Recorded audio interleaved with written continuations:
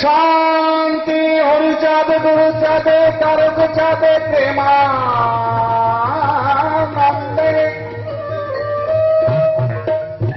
একবার হরি হরি বল।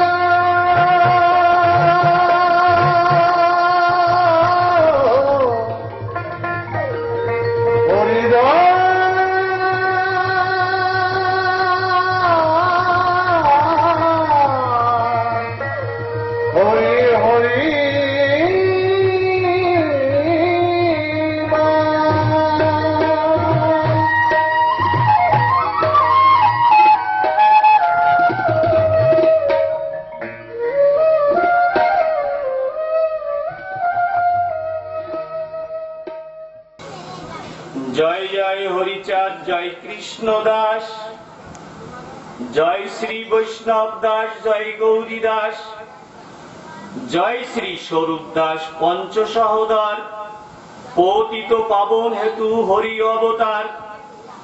জয় জয় গুরুচাঁদ, জয় হীরামন, জয় শ্রী গোলকচন্দ্র, জয় শ্রীলোচন, জয় জয় দশরথ, জয় মৃত্যুঞ্জয়, জয় জয় মহানন্দ প্রেমানন্দময়, জয় নাটু, জয় ব্রজ, জয় বিশ্বনাথ, নিজ দাস করি মোরে কর আত্মসাৎ।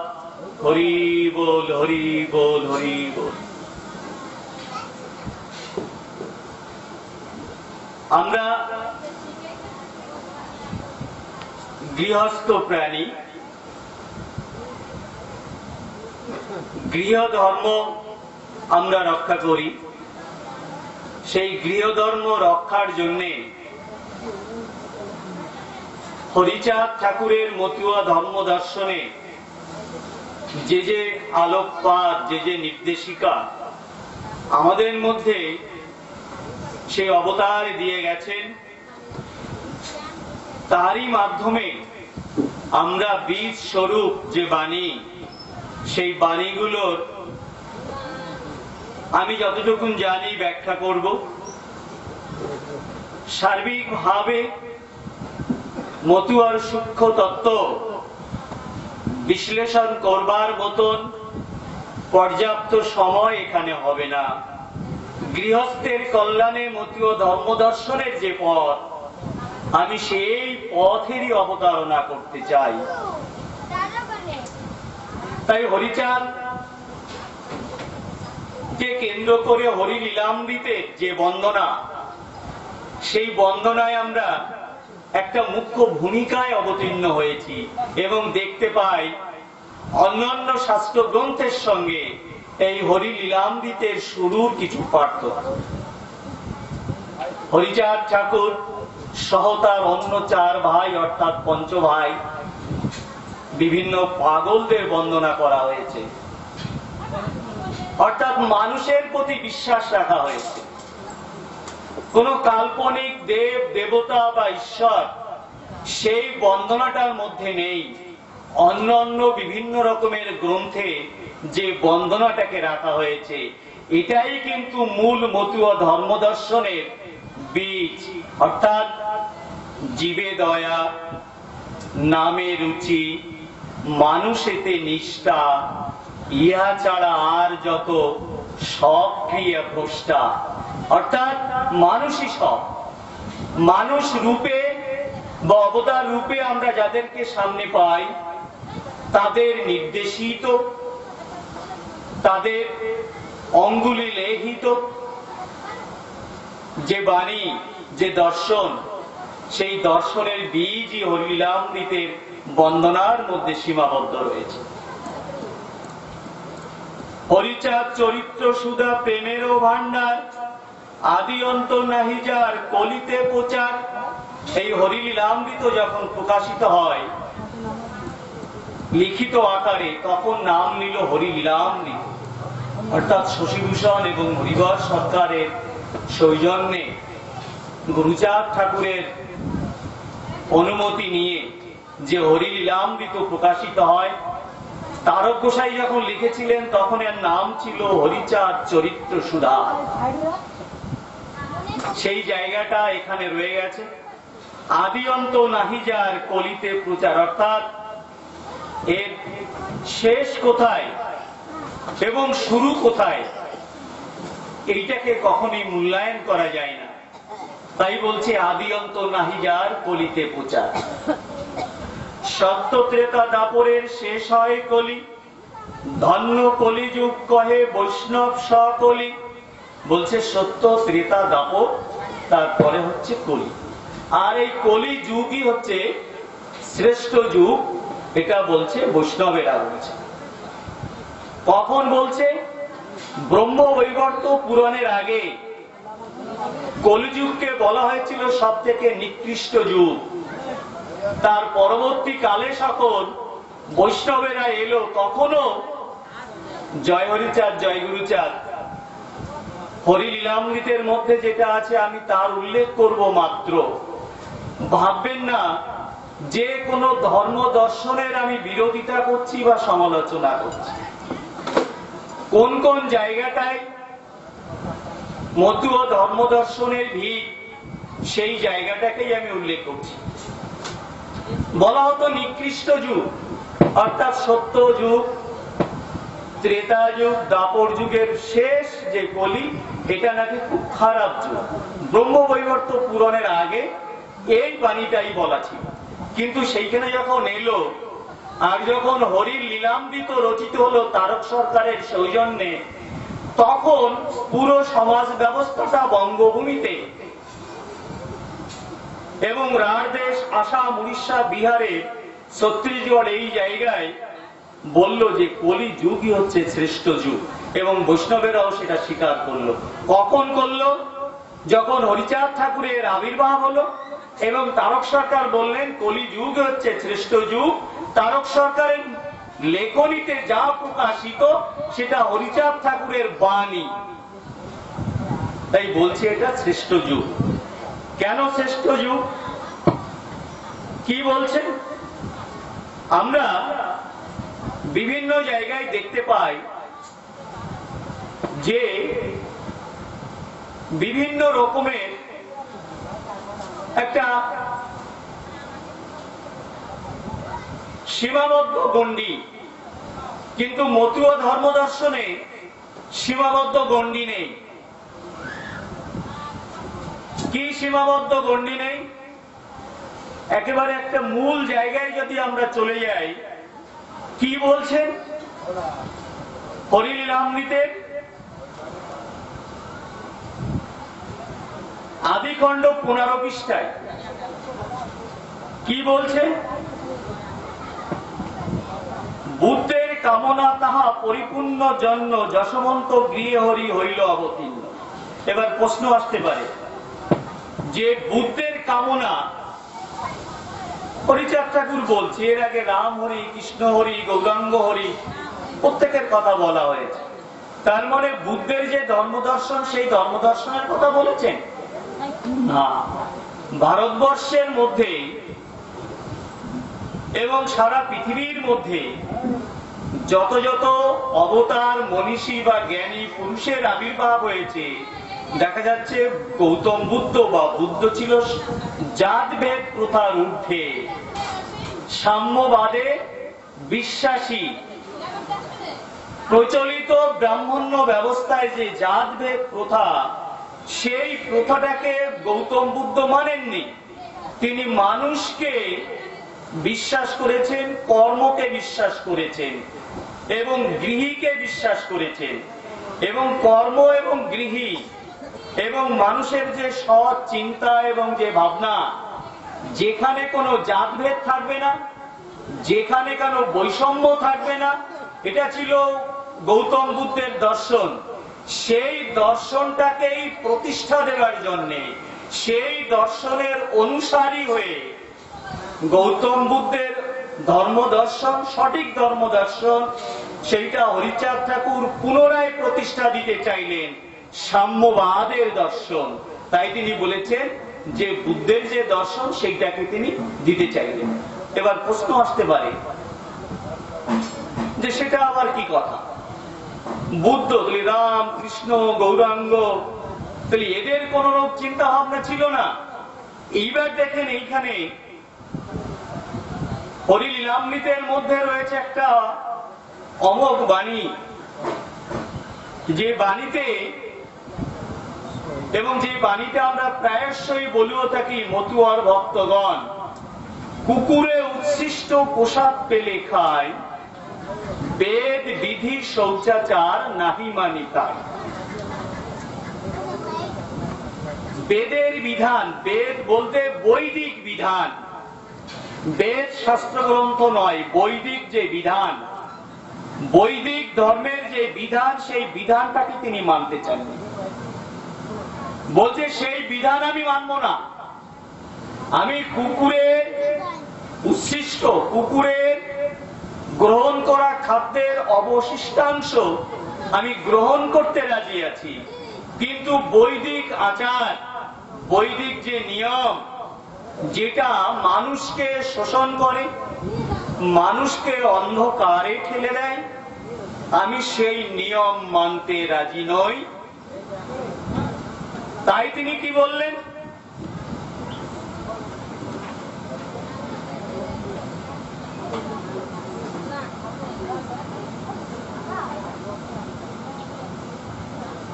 প্রভু বলো তব নামে অবতার হব, প্রণব ত্রিগুণ নাম শূদ্রের বিলাপ।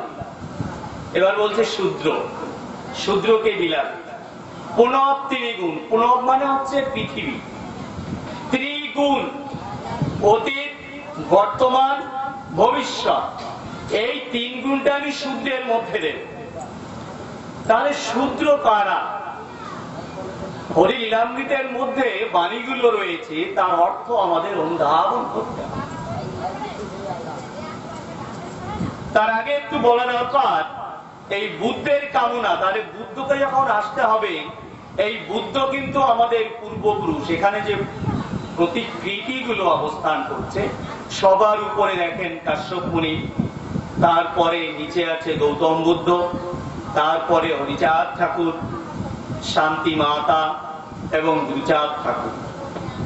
তাহলে বুদ্ধের সঙ্গে বুদ্ধ কিন্তু আমাদের পূর্বপুরুষ, এবং কাশ্যপ মুনির যে প্রতিকৃতিটা উপরে রয়েছে, আমাদের গোত্র ধারণকারী, আমরা যার গোত্র বহন করে চলি, তিনি হচ্ছেন কাশ্যপ মুনি। তাই তো কাশ্যপ মুনি, আমরা যার থেকে আগত, তাকে আমরা সেই পূর্বপুরুষকে জানবার জন্য আমরা সেই জন্য কাশ্যপ মুনির প্রতিকৃতিটাকে বহন করে চলেছি।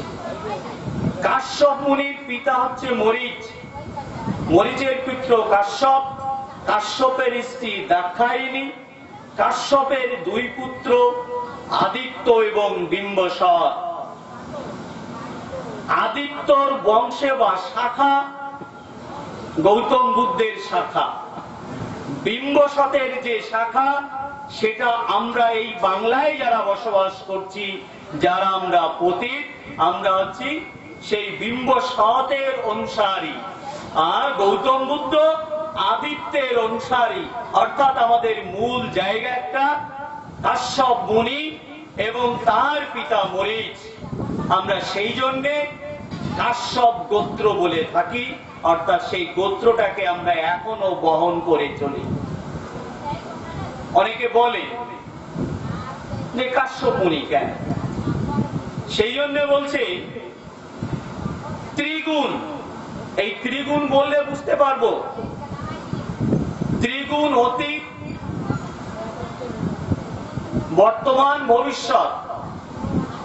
যিনি সব থেকে ভালো জানেন অতীতের কি অবস্থা ছিল, বর্তমানের কি অবস্থা, এবং আগামী দিনে কে কি হতে পারে, এই গুণ যার মধ্যে থাকে, তিনি হচ্ছে ত্রিকালদর্শী।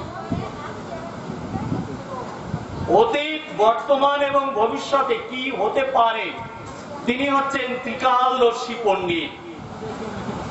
এবারে ত্রিকালদর্শীটাকে কাশ্যপ মুনি জানতেন, গৌতম বুদ্ধ জানতেন, হরিচাঁদ ঠাকুর জানতেন। তাই হরিচাঁদ ঠাকুর বলা হয়েছে নববুদ্ধ।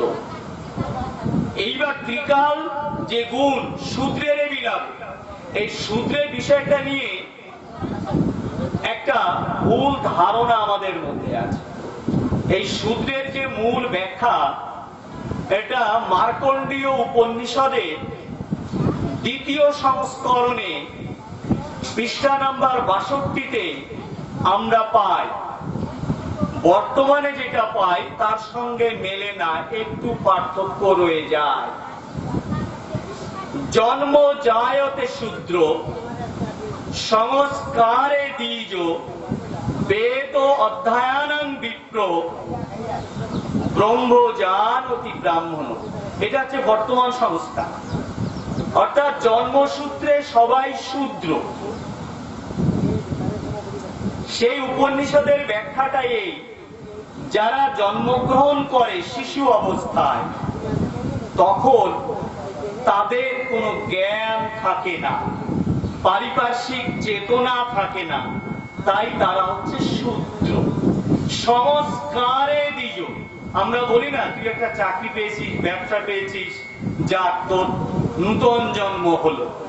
অর্থাৎ সে যখন ওই শিশু, ওই মানব শিশু যখন বড় হবে, যখন তার জ্ঞান হবে, সাবালকত্ব অর্জন করবে, তখন তার যোগ্যতা অর্জনের মাধ্যমে সে যে কর্ম জীবনটাকে বেছে নেবে সেটা হচ্ছে সংস্কার, অর্থাৎ দ্বিতীয়বার যে জন্ম নিল, অর্থাৎ কর্মের মাধ্যমে যে নূতন জীবন পেল, নূতন পথের দিশারি হলো, তাকে বলছে দ্বিজ।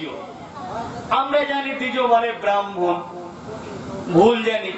আবার বলছে বেদ অধ্যয়নং বিশ্ব, অর্থাৎ বেদ। বেদ বলতে এখানে বিভিন্ন রকমের শাস্ত্র গ্রন্থ, বিভিন্ন রকমের পুঁথি পুস্তক যিনি পাঠ করবেন এবং তার মানে নিজে জানবেন এবং মানুষকে বুঝাতে পারবেন। যেমন শিক্ষক, তিনি কি করেন? নিজে জানেন, ছাত্রদেরকে শিখান, অর্থাৎ ওই অর্থে শিক্ষক বিপ্র। তিনি জানেন এবং মানুষকে বুঝাচ্ছেন, বিপ্র। বর্তমান সংস্করণে এটা 5ম সংস্করণ থেকে এই লাইনটার পরিবর্তন হয়েছে। কোন লাইনটা?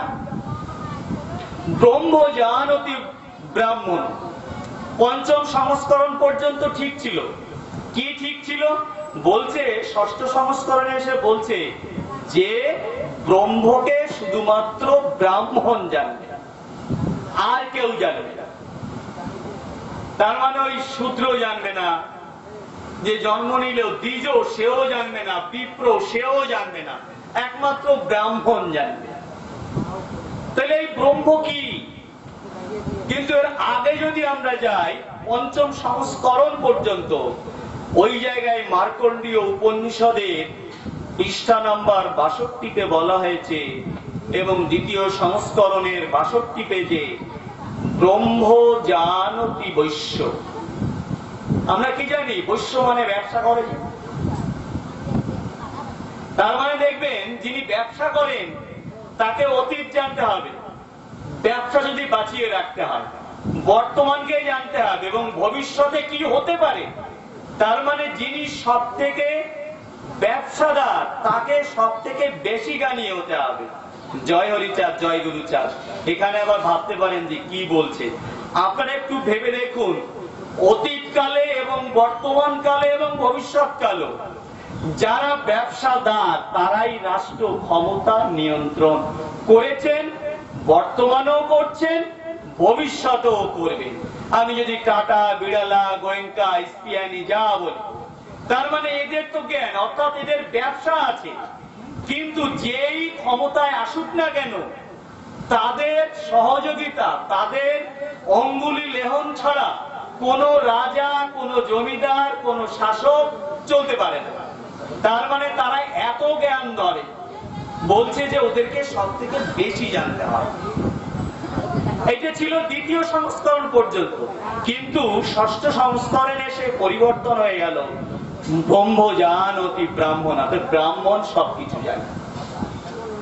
আর এই যে জায়গাটা, এই জায়গাটা এসে হরিচাঁদ ঠাকুর বিদ্রোহ ঘোষণা করলেন। কি ঘোষণা করলেন? যে এইটা সঠিক নয়, তিনি কি ধর্ম দিলেন? প্রচারিল গুরুগম্য সূক্ষ্ম সনাতন ধর্ম, জানাইল জগৎ বলে। এবার বলছে প্রচারিল গুরুগম্য সূক্ষ্ম সনাতনী ধর্ম। আমরা বলি আমাদের ধর্ম কি? আমরা বলি আমাদের ধর্ম সনাতন ধর্ম, কিন্তু আবার সূক্ষ্ম সনাতনী ধর্ম। আর্যরা ভারতবর্ষে আসবার আগে ভারতবর্ষের যারা মূল বাসিন্দা, অর্থাৎ কাশ্যপ মুনি সহ আরো 26 জন মুনি ছিলেন, তারা যে ধর্ম ব্যবস্থাপনা, যে সমাজ ব্যবস্থাপনায় রেখেছিলেন, সেটাই ছিল সূক্ষ্ম সনাতনী ধর্ম।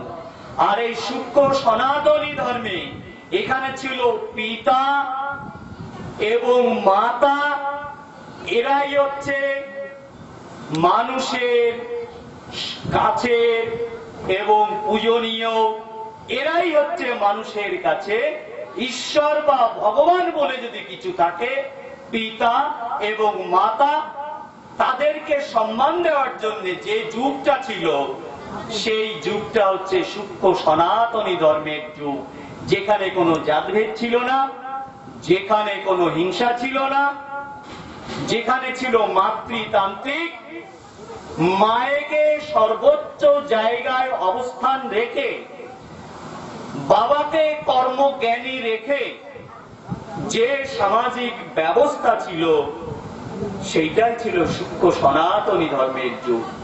পরবর্তীকালে যে বিভিন্ন রকম বৈদিক শাস্ত্র গ্রন্থ রচিত হয়েছে, রামায়ণ, মহাভারত, ভাগবত গীতা, চৈতন্য ভাগবত, ব্রহ্মপুরাণ, এগুলো সবগুলোই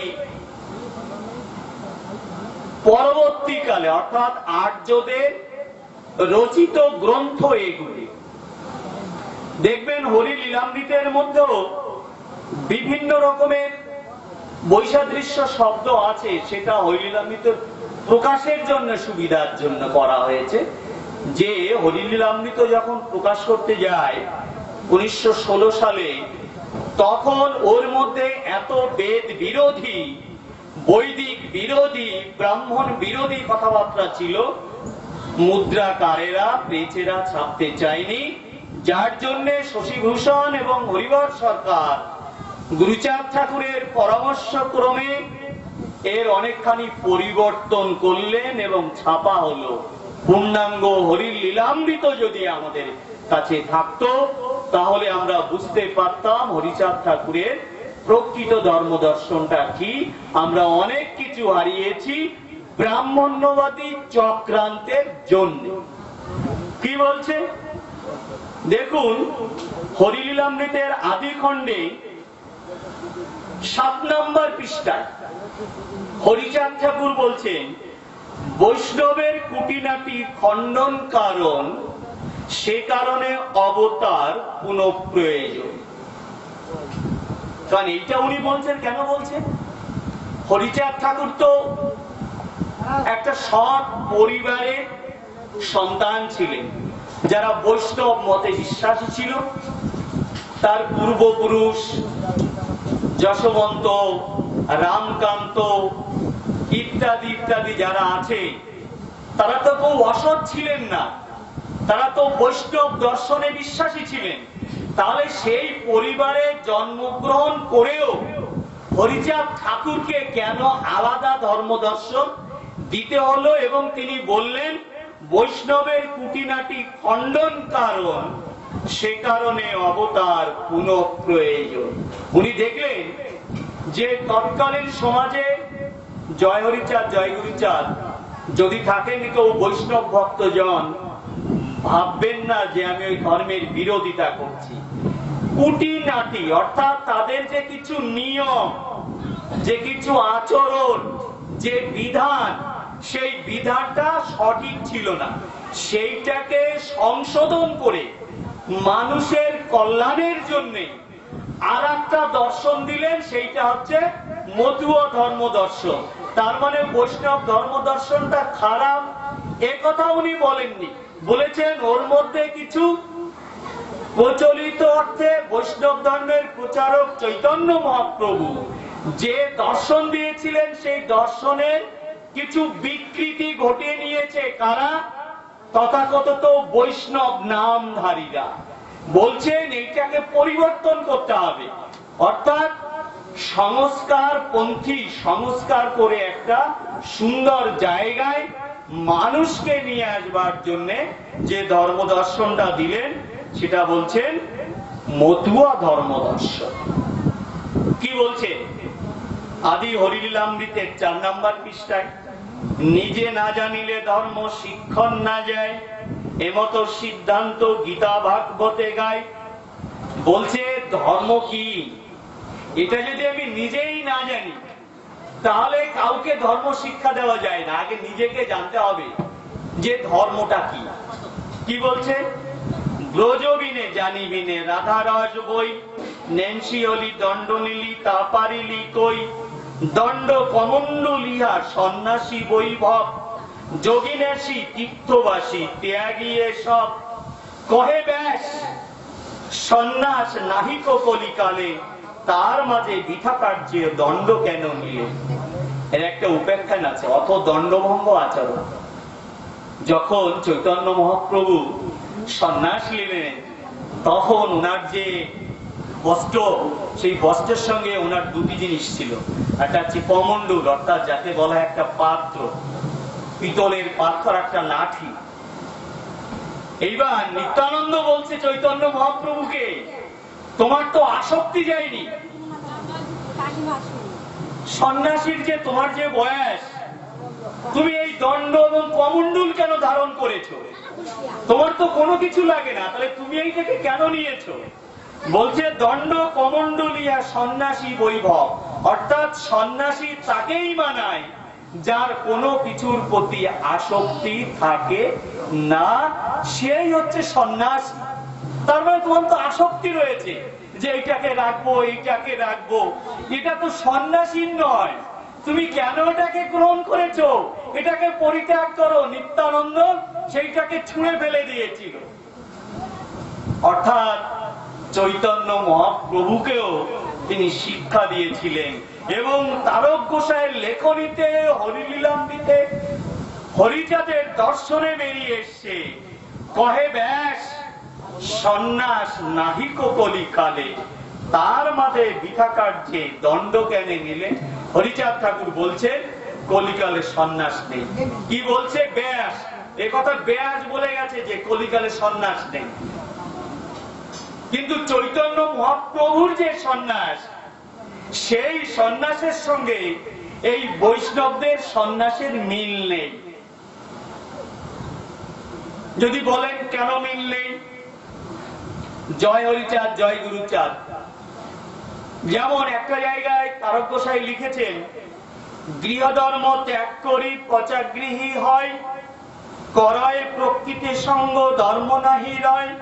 আমি আবারও বলছি যে কোন ধর্মের বিরোধিতা কিন্তু হরিচাঁদ ঠাকুর এবং তারক সরকার করেননি। যে কুসংস্কার এবং যে বেভিচার, মানুষের মধ্যে যে ভুল বার্তা, মানুষকে ঠকাবার জন্য, বিপথে পরিচালিত করবার জন্য যে ভাবনা চিন্তা তারা প্রচার করেছিল, সেইটাকে সংশোধন করে যে দর্শনটা দিলেন সেটা হচ্ছে মতুয়া ধর্ম দর্শন। তাহলে কোন কোন জায়গায় উনি সংশোধন দিতে চাইলেন, পরিবর্তিত হতে পারলেন? কেন? তিনি বৈষ্ণব পরিবারের সন্তান ছিলেন, তিনি স্বচক্ষে দেখেছেন বৈষ্ণবদের আচার আচরণ। গৃহধর্ম ত্যাগ করি পচাগৃহী হয়, করয় প্রকৃতির সঙ্গ ধর্ম নাহি রয়। এটা আদি হরিলীলামৃতে পৃষ্ঠা নম্বর 6। এখানে বলছে, বুঝিতে না পারে ধর্ম করে নারী সঙ্গ, হাতে তালি দেয় কলি দেখি আসে রঙ্গ। দেখবেন জয় হরিচাঁদ জয় গুরুচাঁদ, কিছু বৈষ্ণব ভক্ত আছেন, সব বৈষ্ণব ভক্তরা নয়, যারা আছেন বৈষ্ণব ভক্ত, কৃষ্ণ ভক্ত, গুরুজন, তাদের পাদপদ্মে করি প্রণাম। আমি কিন্তু সমালোচনার জন্য বলছি না। আমার হরিচাঁদ ঠাকুর যে জায়গায় মানুষকে সংশোধন হতে বলেছেন, আমি শুধুমাত্র সেইটাকেই উল্লেখ করছি মাত্র। গৃহধর্ম ত্যাগ করে আবার পচাগৃহী হয়। কি বলছে? করয় প্রকৃতির সঙ্গ ধর্ম নাই জয়। তার মানে সে প্রকৃতিকে জয় করতে পারে। প্রকৃতি বলতে কি? কাম, ক্রোধ, লোভ, এগুলো প্রকৃতির নিয়মে আপনার থেকে দেহের মধ্যে চলে আসে, এইগুলো জয় করতে পারেন। আবার সে সন্ন্যাস নিয়েছে, সন্ন্যাস নিয়ে কি করছে? আবার নারী সঙ্গ করে। নারী সঙ্গ করবেন, জয় হরিচার, জয় গুরুচার। দেখবেন অনেক বৈষ্ণব আছে, তাদের আবার সেবা দাসী আছে। আরে বাবা, তুই যদি সংসার ত্যাগ করে সন্ন্যাসী হবি, তাহলে সেবা দাসী কেন? ওই সেবা দাসী রেখে সে ওই কাম, ক্রোধ, লোভকে জয় করতে পারেনি। তাই জন্য ওকে বলছে পচা গৃহী। বলছে গৃহী ভালো, কিন্তু ও পচা গৃহী। কি বলছে? বুঝিতে না পারে ধর্ম, করে নারী সঙ্গ, হাতে তালি দেয় কলি, দেখি আসে রঙ্গ। কলি এইগুলো দেখে, আর ওদের এই রঙ্গ দেখে সে ব্যঙ্গ করে, হাতে তালি দেয়, মানে ব্যঙ্গ করে যে অধর্ম হচ্ছে। এটা বৈষ্ণব দর্শনকে বিকৃত করছে, অপমান করছে চৈতন্য মহাপ্রভুর দর্শনকে, সমাজকে বিকৃত করছে। তাই হরিচাঁদ ঠাকুর বলছে এটা কখনো বৈষ্ণবের ধর্ম না, এটা কখনো সন্ন্যাসের ধর্ম না। বিধবা হইল কোন যুবতী রমণী, গর্ভবতী হলে তারে ভেগ দেয় আনি। বলছে কোন যুবতী রমণী যদি বিধবা হয়, তাকে এনে ভেগ বলে, ঈশ্বরের নামে তুই থাক, সেবাদাসী বানিয়ে নাই। ওই বলছে করয় প্রকৃতির সঙ্গ, আবার নারী সঙ্গ করে, এবং সেই যুবতী রমণীর গর্ভে সন্তান উৎপন্ন হয়, অর্থাৎ সে বিধবা রমণীর গর্ভে সন্তান আসে। আর সন্তান যখন আসে তখন তাকে কি করবে? বলে তুই আমার সেবাদাসী হয়ে থাক। কিন্তু স্ত্রী বলে স্বীকার করে না, তাকে স্বীকার করে না। তাই কি বলছে? পচাগ্রী শিষ্যা করি রাখে যে তাহারে, বলে শিষ্যা। আর শিষ্যা হচ্ছে কন্যা সম, বলে শিষ্যা করে রাখে, শিষ্যার গর্ভে সন্তান উৎপাদন করে। এরা হচ্ছে, অর্থাৎ যারা এই ব্যবস্থাপনাটা চৈতন্য মহাপ্রভু এই ধর্ম ব্যবস্থাটাকে এক শ্রেণীর মানুষ বিকৃত করছে, তাদের বিরুদ্ধে হরিচাঁদ ঠাকুর বিদ্রোহ ঘোষণা করেছে। সেই গর্ভে পুত্র হলে সেবায়িত করে, জাতিতে বৈরাগী তার হয় পরিচয়, করতালি দেয় কলি দেখিয়া তাহা। বলছে বৈরাগী তুই সেবাদাসী কর। কিন্তু দেখুন যে বিষয়টা, হরিচাঁদ ঠাকুর বলছেন যে পুত্র সন্তান হলে তাকে সেবায়িত করে, কিন্তু তার গর্ভে যদি কন্যা সন্তান হয় তার কি বিধান হয় সেটা কিন্তু বলে না, সেটা কিন্তু বলেনি। হরিচাঁদ ঠাকুর দেখুন বিদ্রোহ ঘোষণা করেছেন। ব্রহ্মত্ব সাজুজ্য মুক্তি, কৃষ্ণ ভক্তে দণ্ড, হরিনামে পাপ ক্ষয়, কহে কোন ভণ্ড। এবার ব্রহ্মত্ব, হরিচাঁদ ঠাকুরের ব্রহ্মত্ব আর কৃষ্ণ ভক্তের যে ব্রহ্মত্ব, এটাকে একটু আলাদা ভাবে দেখাতে চাইছে। মানে কৃষ্ণ ভক্তি, এবার কৃষ্ণ ভক্তির নামে সংসার ত্যাগ করে, বলে কৃষ্ণকে ডাক, সমস্ত বিপদ থেকে উদ্ধার হয়ে যাবে। ও তুই কাজ ফেল, কাজ তো সারা জীবন করলি, কৃষ্ণকে ডাক। অর্থাৎ কৃষ্ণের সঙ্গে সামঞ্জস্য রেখে ব্রহ্মত্বকে পাওয়ার জন্য সে স্বর্গে ইত্যাদি জায়গায় যাইবে, সে সেই জায়গায় যেতে চায়। অর্থাৎ কৃষ্ণ এবং ব্রহ্মকে ডাকলে সব কিছু পাওয়া যাবে, তোর সব পাপ থেকে মুক্তি হয়ে যাবে। হরিচাঁদ ঠাকুর এই জায়গায় করলেন বিদ্রোহ। কি বলছেন? হরিনামে পাপ হয়, হয় কোন ভণ্ড। আদি হরিলীলামৃতে পৃষ্ঠা নাম্বার 4 বলছে হরিনাম করলেই পাপ খণ্ডন হয় না, কর্ম দিয়ে পাপ খণ্ডন করতে হয়। অর্থাৎ আসবো পরে যে কর্মই শ্রেষ্ঠ। কি বলছে? ভাববেন না এখানে অনেক বৈষ্ণব এবং কৃষ্ণ ভক্তের আছেন জন, ভাববেন না যে আমি করছি তাদের বিরোধিতা। এখানে হরিচাঁদ ঠাকুর অর্থাৎ আমাদের পূর্ণাঙ্গ ভাবে কৃষ্ণকে মান্যতা দিয়েছেন, চৈতন্য মহাপ্রভুকে মান্যতা দিয়েছেন। মান্যতা দেওয়ার পরও এক শ্রেণীর মানুষের হাতে পড়ে সমাজ ব্যবস্থাটাই যে গুণ ধরায়, গুণে ভরে গেছে, অর্থাৎ বেবিচারে পরিণত হয়েছে, তার থেকে মানুষকে মুক্তির আলো দেখাতে হরিচাঁদ ঠাকুর কিছু কিছু সংস্কার এবং সংশোধনের কথা বলেছেন, তাদের বিরোধিতা করেননি। বলছে হরিনামে পাপ হয়, কে তোকে বলেছে? হরিচাঁদ ঠাকুর বলছে তুই সারা জীবন খারাপ কাজ করলি, অন্যায় করলি, আবার হরিনাম নিবি, তোর পাপ খণ্ডন হয়ে যাবে। এই মতে হরিচাঁদ ঠাকুর বিশ্বাস করেন। বলছে খারাপ কাজ করলে, অবৈধ কাজ করলে, হরিনাম নিলাম আর কৃষ্ণ নাম নিলাম, আমার পাপ খণ্ডন হয়ে যাবে, এইটা হরিচাঁদ ঠাকুর মানতে চান। উনি বলেছেন, কি বলেছেন? সৎ কর্ম, সৎ জ্ঞান, সৎ পরামর্শ সেইগুলো দিয়েছে, অর্থাৎ মুক্তির উপায় হচ্ছে ওইটা। আর কি বলছে? শ্রবণে কলুষ হয়, গোলকেতে বাস, কৃষ্ণ ভক্তি লাভ হয়, কর্মকাণ্ড নাশ। বলছে অনেকে এবার আমরা বিশ্বাস করি যে শুনলেই পাপ ক্ষয় হয়ে যাবে, কৃষ্ণ নাম শুনলেই পাপ ক্ষয় হয়ে যাবে। হরিচাঁদ ঠাকুর বলছে, ওরে পাগলের দল নয়, সৎ কাজ কর বাবা, ভালো কাজ কর, তাহলে তুই উদ্ধার হবি, ভালো পথে থাকবি। আমি যদি চুরি ডাকাতি করি, তাহলে তো পাবলিকে আমাকে গণধোলাই দিয়ে এমনি মেরে ফেলে দেবে, আমার তো বাঁচার উপায় নেই। আর আমি যদি ভালো পথে থাকি, ভালো কাজ করি, তাহলে তো সবাই আমার বন্ধু হবে। বলছে সেই পথ হচ্ছে হরিচাঁদ ঠাকুরের পথ।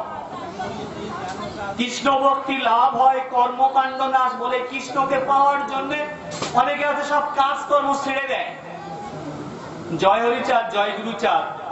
এইখানে একটা বিষয় উল্লেখ করা দরকার। আমরা ভক্ত হরিদাসের নাম জানি তো, হরি লীলামৃতের মধ্যে আছে ভক্ত হরিদাসের উপর 2 লাইনের মধ্যে হরিদাস আমরা বলি, হবিউল্লাহ কাজীর সন্তান হরিদাস, ব্রহ্ম হরিদাস বলি। আসলে এটা সঠিক কথা নয়। হরি লীলামৃতের মধ্যে তারক গোসাই লিখেছেন সুকৌশল। এবার কি বলছেন? যে হরিদাস হচ্ছে তথাকথিত হিন্দু পরিবারের সন্তান, তার নাম হচ্ছে ব্রজ।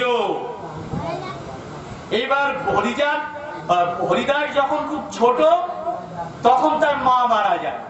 ব্রজ কৃষ্ণ কৃষ্ণ নাম মত্ত থাকে, ভিক্ষা করে, বাড়িতে এনে দেয়, গৃহিণী রান্না করে, পুত্র সন্তান এবং স্ত্রীকে নিয়ে ব্রজ সংসার জীবন যাপন করে সৎভাবে। হঠাৎ একদিন ব্রজের স্ত্রী হরিদাসের মা মারা গেল। এবার সে তো কৃষ্ণ নামে পাগল, সে কৃষ্ণ নাম ছাড়া কিছু বোঝে না। এবার এই বালক পুত্র হরিদাসের কি অবস্থা হবে? এইবার ব্রজ পড়লো মহাবিপদে, যে তো মায়ের কাজ, আমি করব কি করে? আমি তো কৃষ্ণ নামে গুণান্বিত, আমি সেই পথে চলি, ওকে দেখবো কি করে? ওই চিন্তা করছে, মহাবিপদে পড়লাম, এই সংসার করতে এসে আমার তো আর কৃষ্ণ নাম নেওয়া হয় না, আমি তো পাপে ডুবিয়ে মরবো, আমি এখন কি করি? এইসব চিন্তা করছে। হঠাৎ উপর থেকে একটা টিকটিকির ডিম পড়ে তার সম্মুখে। এটা আমার কথা নয়, ব্রহ্ম হরিদাসের জীবনীতে আছে লিপিবদ্ধ। কি? টিকটিকির ডিম যখনই পড়ে দেখবেন সঙ্গে সঙ্গে ডিমটা ফেটে যায়, ফেটে গিয়ে একটা বাচ্চা বের হয়। কিছুক্ষণ থাকার পরে সেই বাচ্চাটা আবার আস্তে আস্তে চলতে শুরু করে। চলতে চলতে শুরু করে দেখলো যে সামনে একটা ছোট্ট মাছি। সেই ওই টিকটিকির ওই বাচ্চাটা মাছিটাকে খেয়ে নিয়ে সে খাদ্য গ্রহণ করা শুরু করলো। ব্রজ ভাবছে, পেয়ে গেছি কৃষ্ণ মন্ত্রে আমি উপায়। যে জন্ম নিয়ে এবং নিজে খাদ্য অন্বেষণের মাধ্যমে নিজের জীবিকা নির্বাহ করছে, তাহলে আমি এই সন্তানকে ফেলে রেখে যাব, ও যেভাবে পারে সেইভাবে বাঁচবে। এই বলে ওই শিশু সন্তানকে রেখে হরে কৃষ্ণ বলতে বলতে ওই বালক শিশুকে রেখে গৃহ ত্যাগ করে। এইবার মুসলমান হবিউল্লাহ কাজীর স্ত্রী দেখে শিশু সন্তান কাঁদে, ওই বৈষ্ণবের ঘরে গিয়ে দেখে বৈষ্ণব ঘরে নেই। ওই হরিদাসকে হবিউল্লাহ কাজীর স্ত্রী আনে, নিজে সন্তান গুণে মানুষ করে। কিন্তু হবিউল্লাহ কাজীর স্ত্রী ছিলেন মানবিক, তিনি জানেন এই বৈষ্ণবের সন্তান, এ মুসলমান ধর্মের গর্ভে আসেনি। সুতরাং তাকে বলল, তোমার পিতৃ পরিচয় হচ্ছে এই, তুমি বাবা বৈষ্ণব ধর্মের সন্তান। এবং যে পাঠ্যপুস্তক ছিল হরিদাস তাই অধ্যয়ন করে আর ওই মনে মনে ভাবে যে বাবাও যে পথে গেছে আমিও সেই পথে যাব। হরিচাঁদ ঠাকুর এই জায়গায় বিরোধিতা করেছেন বৈষ্ণবদের। ওই বালক শিশুকে যদি হবিউল্লাহ কাজীর স্ত্রী যদি সেদিন লালন পালন না করতেন, হরিদাস কি বেঁচে থাকতো? বলছে এই রকম চিন্তা ভাবনা নিয়ে সংসারের সন্তানের প্রতি দায়িত্ব পালন যারা করে না, যারা কৃষ্ণ লাভের আশায় সংসার পরিত্যাগ করে, হরিচাঁদ ঠাকুর তাদের বিরোধিতা করেছেন। ওই সন্তানকে তুমি পৃথিবীতে এনেছো, ওই সন্তানকে লালন পালন করা, মানুষ করবার দায়িত্ব বাবা তোমার, এই দায়িত্বটাকে তুমি পালন করো। যে পালন না করে সংসার বিরাগী হয়, তাকে হরিচাঁদ ঠাকুর মেনে নিতে পারেননি। কি বলছেন? কৃষ্ণ ভক্তি শৌচ আচরণ কুটিনাটি, শুদ্ধ প্রেম ভক্তি বৈষ্ণবেতে পড়ে ত্রুটি। আদি হরিলীলামৃতায় পৃষ্ঠা নাম্বার 8। আমাকে বারবার পৃষ্ঠা নাম্বার বলতে হচ্ছে এই জন্যে, অনেকে ভাবতে পারেন হরিলীলামৃতের মধ্যে কোথায় লেখা আছে, প্রশ্ন আসতে পারে। এইবার বলছে যে ত্রুটি, উনি কি খারাপ বলছেন কৃষ্ণ ভক্তদের, বৈষ্ণব ভক্তদের খারাপ বলছেন?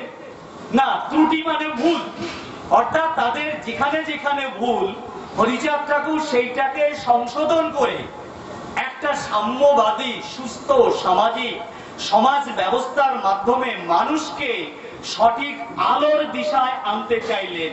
তাই তিনি দিলেন মতুয়া ধর্ম দর্শন। কি বলছেন? এইসব কুটিনাটি খণ্ডন কারণ জীব উদ্ধারের জন্য হইল মনন। বলছে এইসব কুটিনাটি যে ভুল ত্রুটি, এর খণ্ডনের জন্য আমার আবার অবতার হওয়ার প্রয়োজন হলো। সে কারণে অবতার হইল প্রয়োজন, সকলা নগরী দশমন্তের নন্দন। বলছে এই যে ভুল ভ্রান্তি ছিল, যেখানে যেখানে ভুল ছিল আমি সেইটাকে সংশোধন করতে চাই। অর্থাৎ যেটা খারাপ মন্দ বেবিচার, সেইটাকে পরিবর্তন করে ভালোটাকে গ্রহণ করতে হবে, খারাপটাকে বর্জন করতে হবে। হরিচাঁদ ঠাকুর সেই কথাই বলছেন।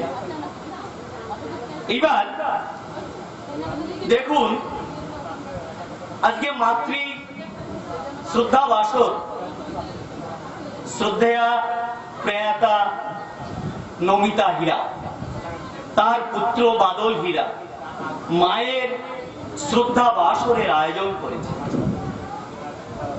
তাহলে শ্রদ্ধা বাসর আয়োজন করেছে, বৈদিক কোন শাস্ত্র গ্রন্থে মায়ের প্রতি শ্রদ্ধা দেখানোর কথা বলা নেই, পিতার প্রতি শ্রদ্ধা দেখানোর কথা বলা আছে।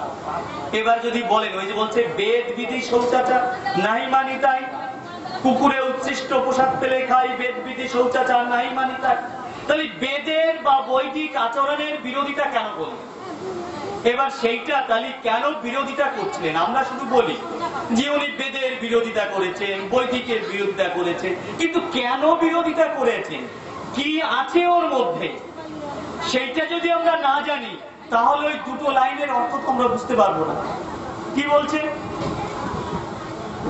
গীতা মাহাত্ম্য 64 নম্বর শ্লোকে বলছেন, গীতা পাঠে সন্তুষ্ট পিতৃগণ শ্রাদ্ধে তৃপ্তি লাভ করিয়া পিতৃলোকে গমন করেন এবং পুত্রকে আশীর্বাদ করেন। এবার গীতা বলছে, জয় হরিচাঁদ জয় হরিচাঁদ, আমি কিন্তু গীতার সমালোচনা করছি না। ওই আগেটা বলছিলাম, ওই যে জন্ম জায়তে শূদ্র ব্রহ্ম জানতি বৈশ্য, বর্তমানে এসছে ব্রহ্ম জানতি ব্রাহ্মণ্য, মানে কিছু অসৎ মানুষের হাতে কলম হওয়ার ফলে তারা সেইটাকে তাদের নিজের মতো করে লিপিবদ্ধ করেছে, সত্যটাকে ধামাচাপা দিয়েছে। যেরকম একটুখানি না বললে নয়, দেখবেন এখনো আমাদের হরিচাঁদ ঠাকুরকে এবং গুরুচাঁদ ঠাকুর শান্তিমাতাকে আমরা সমানে অপমান করছি। কিভাবে অপমান করছি? পরিমল গোসাই বলে এক গোসাই, তিনি লিখেছেন গান, যে গান মোটেই আমাদের কাম্য নয়। কি বলছে? যে হরিচাঁদ গুরুচাঁদ ঠাকুরের মধ্যে যা দেখেছি পিয়ার ঠাকুরের মধ্যে তা পেয়েছি, শান্তিমাতা সত্যভামার মধ্যেও যা দেখেছি বীণাপানি মার মধ্যেও তা দেখেছি। এই গান ঠাকুর বাড়ি থেকে আমদানি হয়েছে। তার মানে এই গানটাকে যদি গাই তাহলে হরিচাঁদ ঠাকুর আর গুরুচাঁদ ঠাকুরকে তো অপমানই করা হয়, আমরা সেই অপমান করছি। তার মানে আমরা কি, তার মানে সেখানে সেখানে এই যে গানটা আসছে, তার মানে মতুয়া ধর্ম দর্শনকে অপমান করা, হরিচাঁদ ঠাকুর গুরুচাঁদ ঠাকুরকে অপমান করা, শান্তিমাতা সত্যভামাকে অপমান করা কারা করছে? এক শ্রেণীর মানুষ করছে এবং তার বংশধরেরা স্বীকৃতি দিচ্ছে। এতে আমাদের বুঝতে হবে এটা ভালো না খারাপ। তেমনি এই গীতার মধ্যে কোনটা কোনটা ভালো আছে সেটা আমরা গ্রহণ করব, কিন্তু কোনটা কোনটা খারাপ আছে সেটা আমরা বর্জন করব। কি বলছে? বলছে পুত্রকে আশীর্বাদ করে, পিতা পুত্রকে আশীর্বাদ করে, কিন্তু সমস্ত গীতার মধ্যে মাতা কথা বলা নেই এবং কন্যাকে আশীর্বাদ করছে এ কথাও সমগ্র গীতার মধ্যে কোথাও বলা নেই। জয় হরিচাঁদ জয় গুরুচাঁদ, আপনারা একটু গীতা অধ্যয়ন করে দেখবেন যে সত্য কিনা মিথ্যা। আর কি বলছে? যিনি পিতৃলোকের উদ্দেশ্যে, শ্লোক নম্বর 65 গীতা মাহাত্ম্যে। এটা আমি বলছি কেন, যে হরিচাঁদ ঠাকুর কেন বেদের বিরোধী অর্থাৎ বৈদিক আচরণের বিরোধিতা করেছেন আসবো, কারণ এই গৃহস্থ মায়ের কল্যাণের জন্য এসছি। সেই মাকে যদি আমি, যে শাস্ত্র গ্রন্থ ছোট করে রেখেছে, আমরা কি মায়ের সন্তান হয়ে সেই শাস্ত্র গ্রন্থকে মান্যতা দেব কি দেব না? কি বলছে? যিনি পিতৃলোকের উদ্দেশ্যে শ্রাদ্ধে গীতা পাঠ করেন তাহার পিতৃগণ নরকস্থ থাকিলেও সন্তুষ্ট হইয়া স্বর্গে গমন করেন। কিন্তু সমগ্র জায়গায় আমার মা স্বর্গে যাচ্ছেন কিনা এ কথা কোথাও বলা নেই। অর্থাৎ পিতৃতান্ত্রিক সমাজ ব্যবস্থা। আবার বলছে কি শ্লোক নম্বর 66-তে কি বলছেন? যিনি সুবর্ণ সংযুক্ত করিয়া, সুবর্ণ মানে সোনা, সুবর্ণ সংযুক্ত করিয়া অর্থাৎ সোনা ও অর্থ একত্র করিয়া গীতা পুস্তক বিপ্রকে বা ব্রাহ্মণকে দান করে তাহার আর পুনর্জন্ম হয় না। অর্থাৎ যার অর্থ নেই আর সোনা নেই তার কি অবস্থা?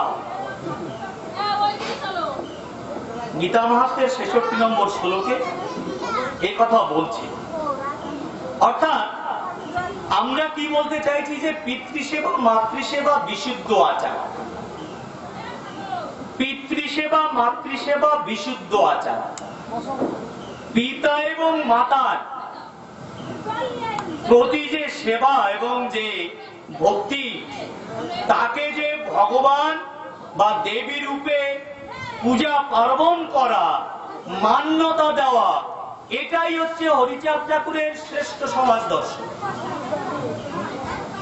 অর্থাৎ মা বাবার ঊর্ধ্বে কেউ কখনো হতে পারে না, কেউ কখনো হতে পারে না। মা বাবা আগে, তারপরে যদি অন্য কিছু প্রয়োজন হয় তবে সে কথা আমি বলতে পারি যে তোমরা করবে, কিন্তু বাবা মাকে অবহেলা করো না। এই যে মায়ের এই বাসরে এসছি, তাহলে মাতৃ জাতিকে যে সমাজ ব্যবস্থা, যে বৈদিক আচরণ ব্যবস্থা অপমান করে, সেই সমাজ ব্যবস্থা, সেই বৈদিক আচরণ আমরা কি মেনে নেব? গীতার নবম অধ্যায়ে 32 নম্বর শ্লোক, সেখানে বলছেন সমস্ত স্ত্রীলোক, শূদ্র এবং বৈশ্য পাপজনী সম্ভূত, মানে অন্যায় ভাবে তাদের জন্ম। ব্রাহ্মণের রমণীর গর্ভে যদি সন্তান হয় সে ভালো, কিন্তু সেই ব্রাহ্মণের মায়ের গর্ভে যদি কন্যা সন্তান হয় সে বলছে পাপজনী, অর্থাৎ সে খারাপ। এই যে এই শ্লোকটার অর্থ, অর্থাৎ সমস্ত নারীর জন্ম হচ্ছে অন্যায় ভাবে এবং শূদ্র এবং বৈশ্যের জন্ম হচ্ছে অন্যায় ভাবে, এইটা কি আমরা মেনে নেব?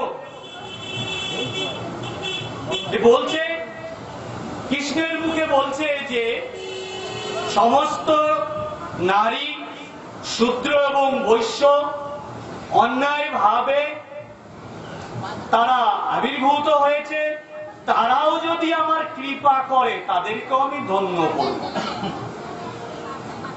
কৃষ্ণকে অপমান করা হয়েছে, এই কথাটাও কখনো ভগবান কৃষ্ণের কথা হতে পারে না।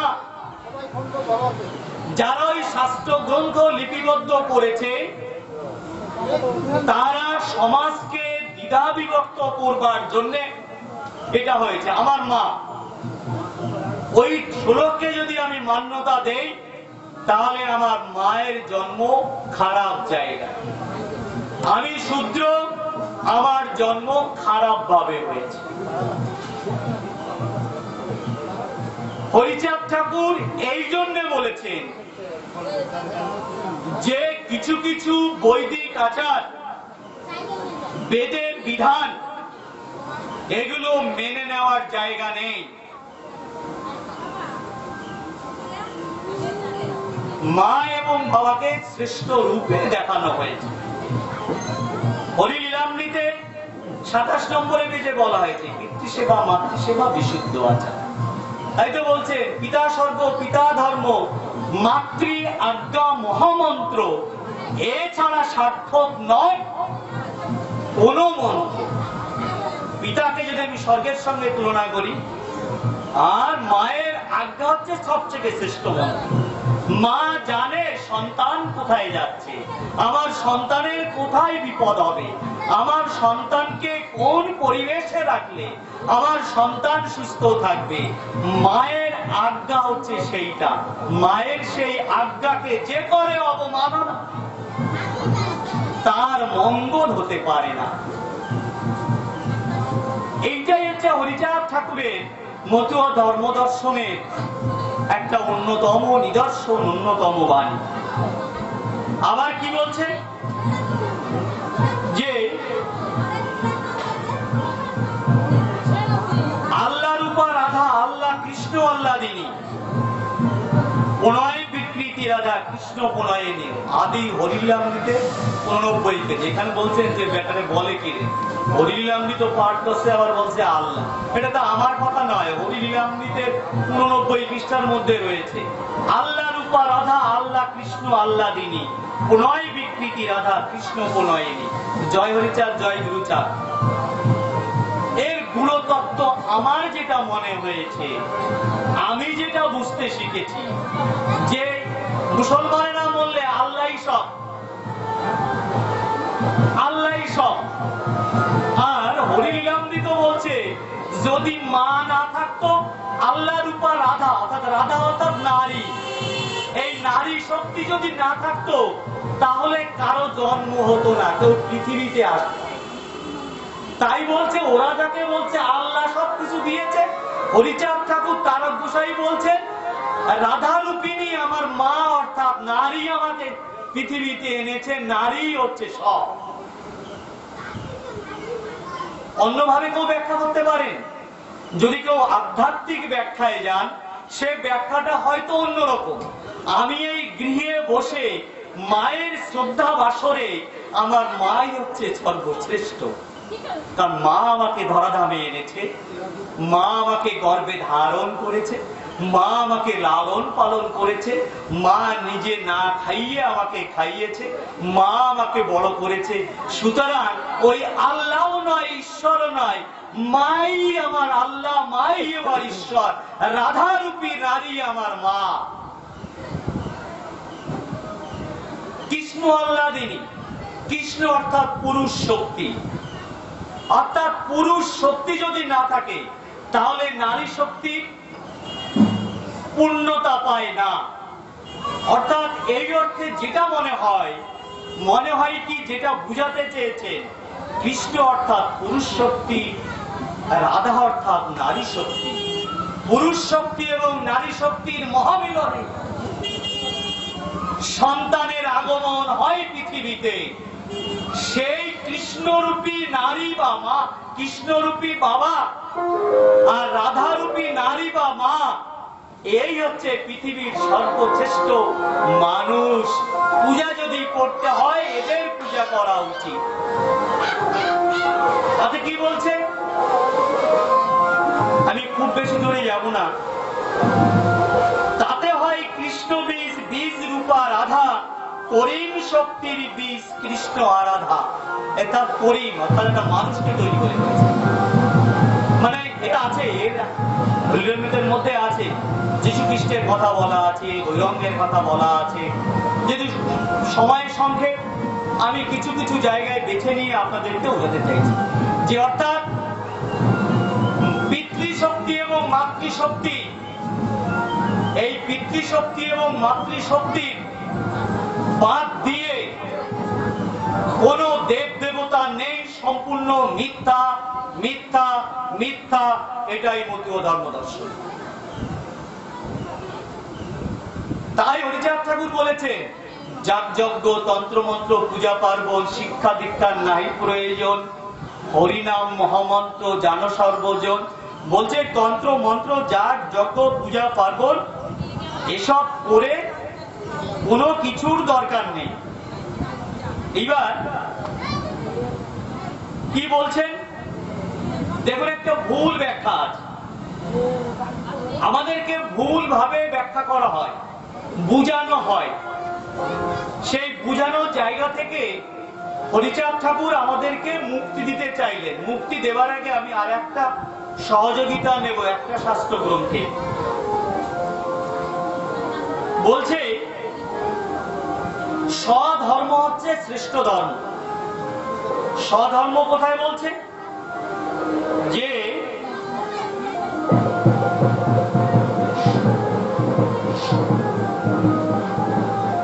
মোক্ষযোগে গীতায় 41, 42, 43, 44 এবং 47 নম্বর শ্লোকে যদি আমরা দেখতে পাই, এখানে বলেছে যে স্বধর্ম বলতে ব্রাহ্মণ, ক্ষত্রিয়, বৈশ্য, শূদ্র, এদের এই ধর্মটাকে বলা হয়েছে স্বধর্ম। আবার 47 নম্বর শ্লোকে বলা হয়েছে যে শ্রেয়ান স্বধর্ম বিগুণ পরধর্ম সংষ্ঠিতাত স্বভাব নিয়তম কর্ম দুর্বর্মণ্য না প্রতিকিল্লিশ। অর্থাৎ এইখানে দেখুন এই শ্লোকটার মধ্যে কোথাও ব্রাহ্মণ, ক্ষত্রিয়, বৈশ্য, শূদ্রের কথা বলা নেই। যখন গীতায় যখন আবার অনুবাদ করা হয়েছে, বলা হয়েছে ব্রাহ্মণের কাজ পূজা পার্বণ যাগযজ্ঞ এবং ওটাই ওর ব্যবসা, ক্ষত্রিয় রাজ্যপাট করবে ওটাই ওর কাজ, বৈশ্য ব্যবসা করবে ওটাই ওর পাঠ, এবং শূদ্র ওই 3 জাতির সেবা করবে ওটাই ওর স্বভাব নিয়ত। মানে ওইটা ওর জন্ম থেকে ও নির্ধারিত, মানে জন্মের থেকেই নির্ধারিত। কিন্তু প্রকৃত অর্থে আমরা যদি দেখতে পাই ওই শ্লোকটার মধ্যে কোথাও ব্রাহ্মণ, ক্ষত্রিয়, বৈশ্য, শূদ্র উল্লেখ নেই। স্বধর্ম বলতে স্বজাতীয় ধর্ম। দেখুন আমরা কোন জায়গাটায় ঠকছি। স্বজাতীয় ধর্ম, স্বজাতীয় ধর্ম বলতে কি, মানুষ, মানুষের একটা ধর্ম, বনের পশুর একটা ধর্ম। তাহলে বনের যে পশু, সেই পশুর আচরণের সঙ্গে মানুষের ধর্ম বা আচরণের কি মিল থাকা উচিত?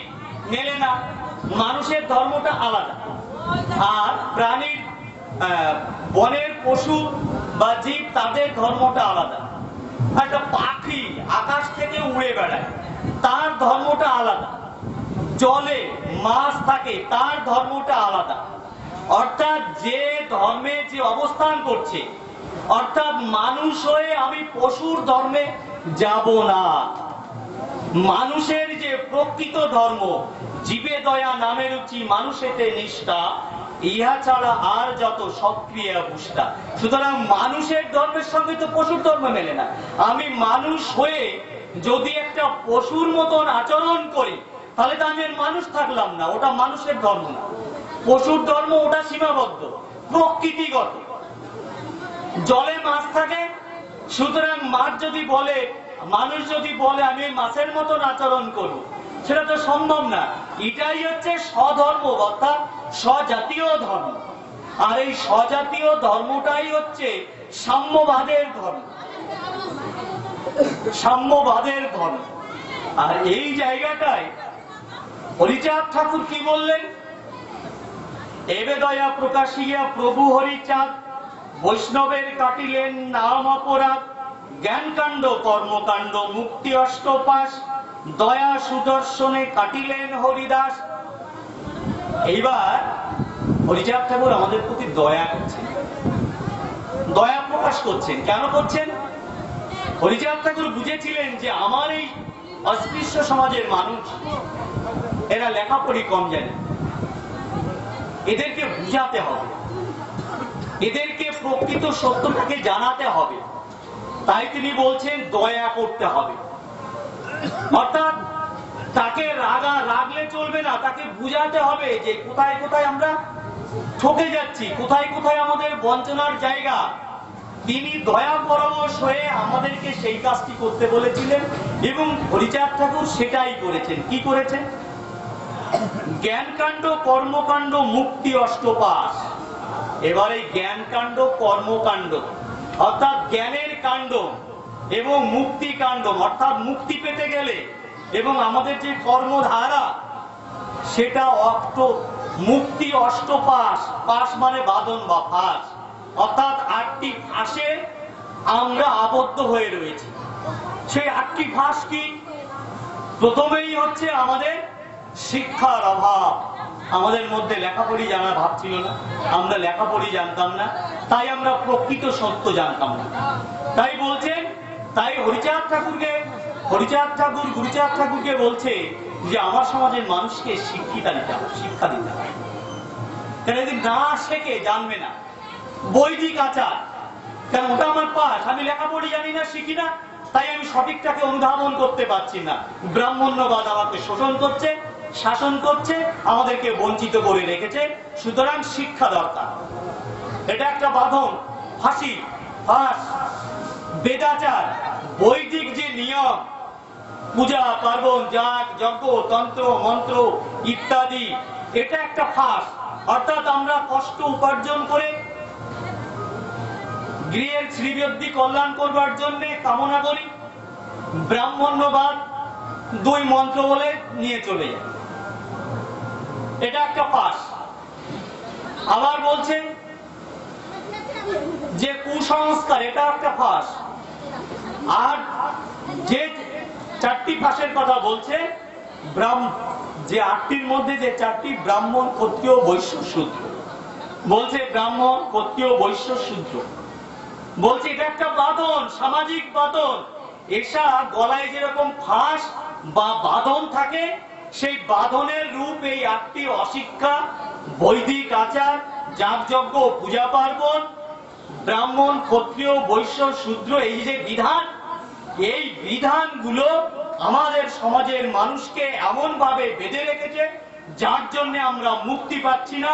আমরা মুক্তি পেতে হবে এই বাঁধনগুলো থেকে, হরিচাঁদ ঠাকুর মুক্তি পাওয়ার জন্য। তাই আমাদেরকে পথ দেখিয়েছে। আর এই পথ দেখাতে গিয়ে গৃহীকে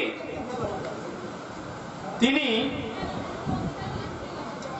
কি কি পরামর্শ দিলেন? বলেছেন চতুর্বিধ মধ্যে প্রধান গারস্থ ধর্ম অতি সুপ্রশস্ত। বলছে ওই যে বৈদিক বিধানে যে 4টি বিধানের কথা বলা হয়েছে, এবং বলা হয়েছে গারস্থ ধর্ম, বৈদিক শাস্ত্রী গ্রন্থে গারস্থ ধর্ম ওটা সব থেকে খারাপ। ওখানে থাকলে মানুষের লোভ লালসা কামনা বেড়ে যায়, যার জন্য মানুষের মুক্তি হয় না। হরিচাঁদ ঠাকুর বলছেন গারস্থ ধর্মই হচ্ছে সর্বশ্রেষ্ঠ, এবং গারস্থ ধর্ম অতি সুপ্রশস্ত। এবং সুপ্রশস্ত বলতে গিয়ে তিনি কতগুলো বিধান দিয়েছেন, যে বিধানগুলোকে যদি কেউ আধ্যাত্মিক ভাবে ব্যাখ্যা করতে চান সেটা অন্য বিষয়, কিন্তু সামাজিক কল্যাণে যেটা আমাদের মান্যতা দেওয়া উচিত সে জায়গা কোনটা? করিবে গৃহধর্ম লয়ে নিজ নারী, গৃহে থেকে ন্যান্সি বান প্রস্তি ব্রহ্মচারী। বলছে গৃহে থেকে গৃহধর্ম পালন করবে এবং নিজের নারীকে নিয়ে গৃহধর্ম পালন করবে। আবার বলছে এক নারী ব্রহ্মচারী। দেখবেন বৈদিক আচারে বলছেন যে নারী সঙ্গ যিনি করেন তাকে আর ব্রহ্মচারী বলা হয় না, তাকে বলা হয় ব্রহ্মচারী। কিন্তু হরিচাঁদ ঠাকুর বলছেন, মতুয় ধর্ম দর্শনে বলছেন যে এক নারী ব্রহ্মচারী। কি বলছেন? গৃহে করিবে গৃহধর্ম লয়ে নিজ নারী, গৃহে থেকে ন্যান্সি বান প্রস্তি ব্রহ্মচারী। বলছে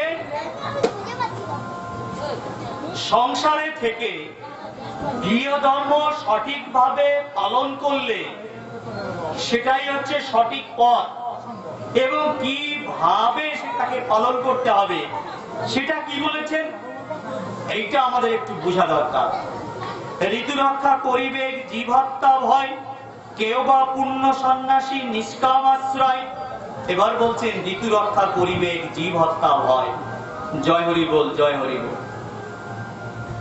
এর মধ্যে আধ্যাত্মিকতা যদি খুঁজে পান খুঁজে পেতে পারেন, কিন্তু সংসার জীবনে ঋতু রক্ষা করবার কথা পিতা এবং মাতা উভয়ের জন্য নির্দেশিত।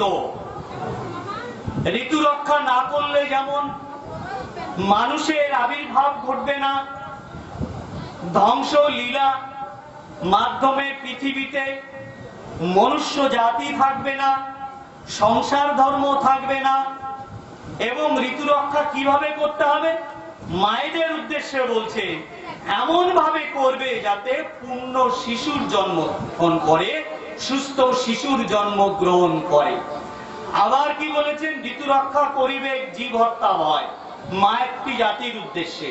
অর্থাৎ তুমি যদি অনিয়মিত ভাবে, অর্থাৎ অনিয়মিত জীবন যাপনের মধ্যে যদি কোনো সন্তান এসে যায়, সেরকম চিন্তা ভাবনা না রেখে নির্দিষ্ট পরিকল্পনা করে ঋতু রক্ষা করতে হবে, সন্তান উৎপাদন হবে।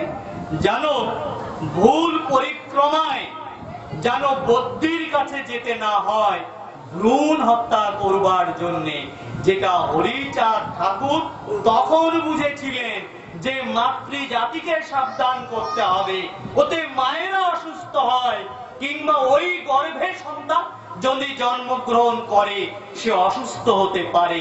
মা যদি সুস্থ থাকে সন্তান হবে সুস্থ। আবার যদি অন্যভাবে বলি, ঋতু রক্ষা করবে পিতৃ সমাজ।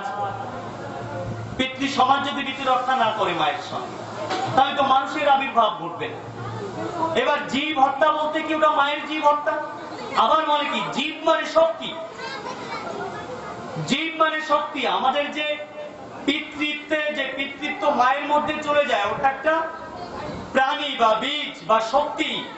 অর্থাৎ ওই শক্তিটাকে অপচয় করা যাবে না, এমন ভাবে জীবন ধারণ করতে হবে নারী পুরুষের, যাতে পুরুষের শক্তি থাকবে। সে যদি অনিয়মিত জীবন যাপন করে সে হবে শারীরিকভাবে ব্যাধিগ্রস্ত। অর্থাৎ ওই বীজরূপী শক্তিকে প্রয়োজনের তাগিদে ব্যবহার করতে হবে, তাকে অকারণে ধ্বংস করা যাবে না। যদি ধ্বংস না করা হয় তবে সে হবে স্বাস্থ্যবান এবং বিভিন্ন রোগ থেকে মুক্তি প্রাপ্ত। আবার কি বলছেন? গৃহধর্ম রক্ষা করে বাক্য সত্য কয়, বানপ্রস্থ পরমহংস তার তুল্য নয়। বলছে গৃহধর্ম রক্ষা করে আর সদা সত্য কথা বলে। এই বাদ দিয়ে যারা সন্ন্যাস নিয়ে গৃহত্যাগ করে তারা এই গৃহীদের কাছে তুচ্ছ। আমি সংসার ত্যাগ করলাম, অনিয়মিত জীবন যাপন করলাম, বেবিচারী করলাম, মিথ্যা কথা বললাম, সেই বানপ্রস্থের সেই সন্ন্যাসের ক্ষেত্রে কোনো মূল্য নেই।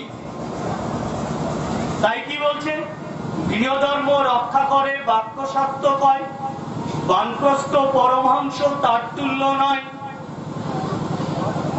গয়া গঙ্গা প্রয়াগ পুষ্কর দ্বারাবতী, প্রভাস নর্মদা কুরুক্ষেত্র সরস্বতী, এবার বিভিন্ন রকম তীর্থক্ষেত্রের নাম বলছে। পৃথিবীতে পুণ্যক্ষেত্র আছে যত্র যত্র, সর্বতীর্থ শ্রেষ্ঠ সে প্রয়াগ পুণ্যক্ষেত্র। যত যত তীর্থ আছে অবনী ভিতরে, সত্য বাক্য সমকক্ষ হইতে না পারে। এবার হরিচাঁদ ঠাকুর বলছেন, হরিবল হরিবল, জয় হরিচাঁদ জয় হরিচাঁদ। বলছেন যে তুমি কোথায় তীর্থ দেখছো? পৃথিবীতে যত তীর্থ আছে, সত্য কথা আর সত্য ধর্ম, ন্যায়ের পথ, এই পথ বাদ দিয়ে তীর্থ গেলে কিছু হয় না। অর্থাৎ এই সংসারটাই হচ্ছে সর্বোৎকৃষ্ট তীর্থধাম, যে তীর্থধামে মা রূপিণী রাধা, মা রূপিণী দেবী, কৃষ্ণ রূপিণী পিতা, দেবতা রূপিণী পিতা। সেই সংসার ত্যাগ করে আমি বাবা মাকে শ্রদ্ধা জ্ঞাপন না করে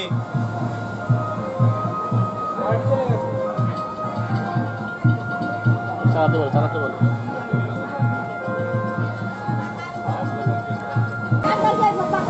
বাবা মায়ের প্রতি দায়বদ্ধতা থাকে না।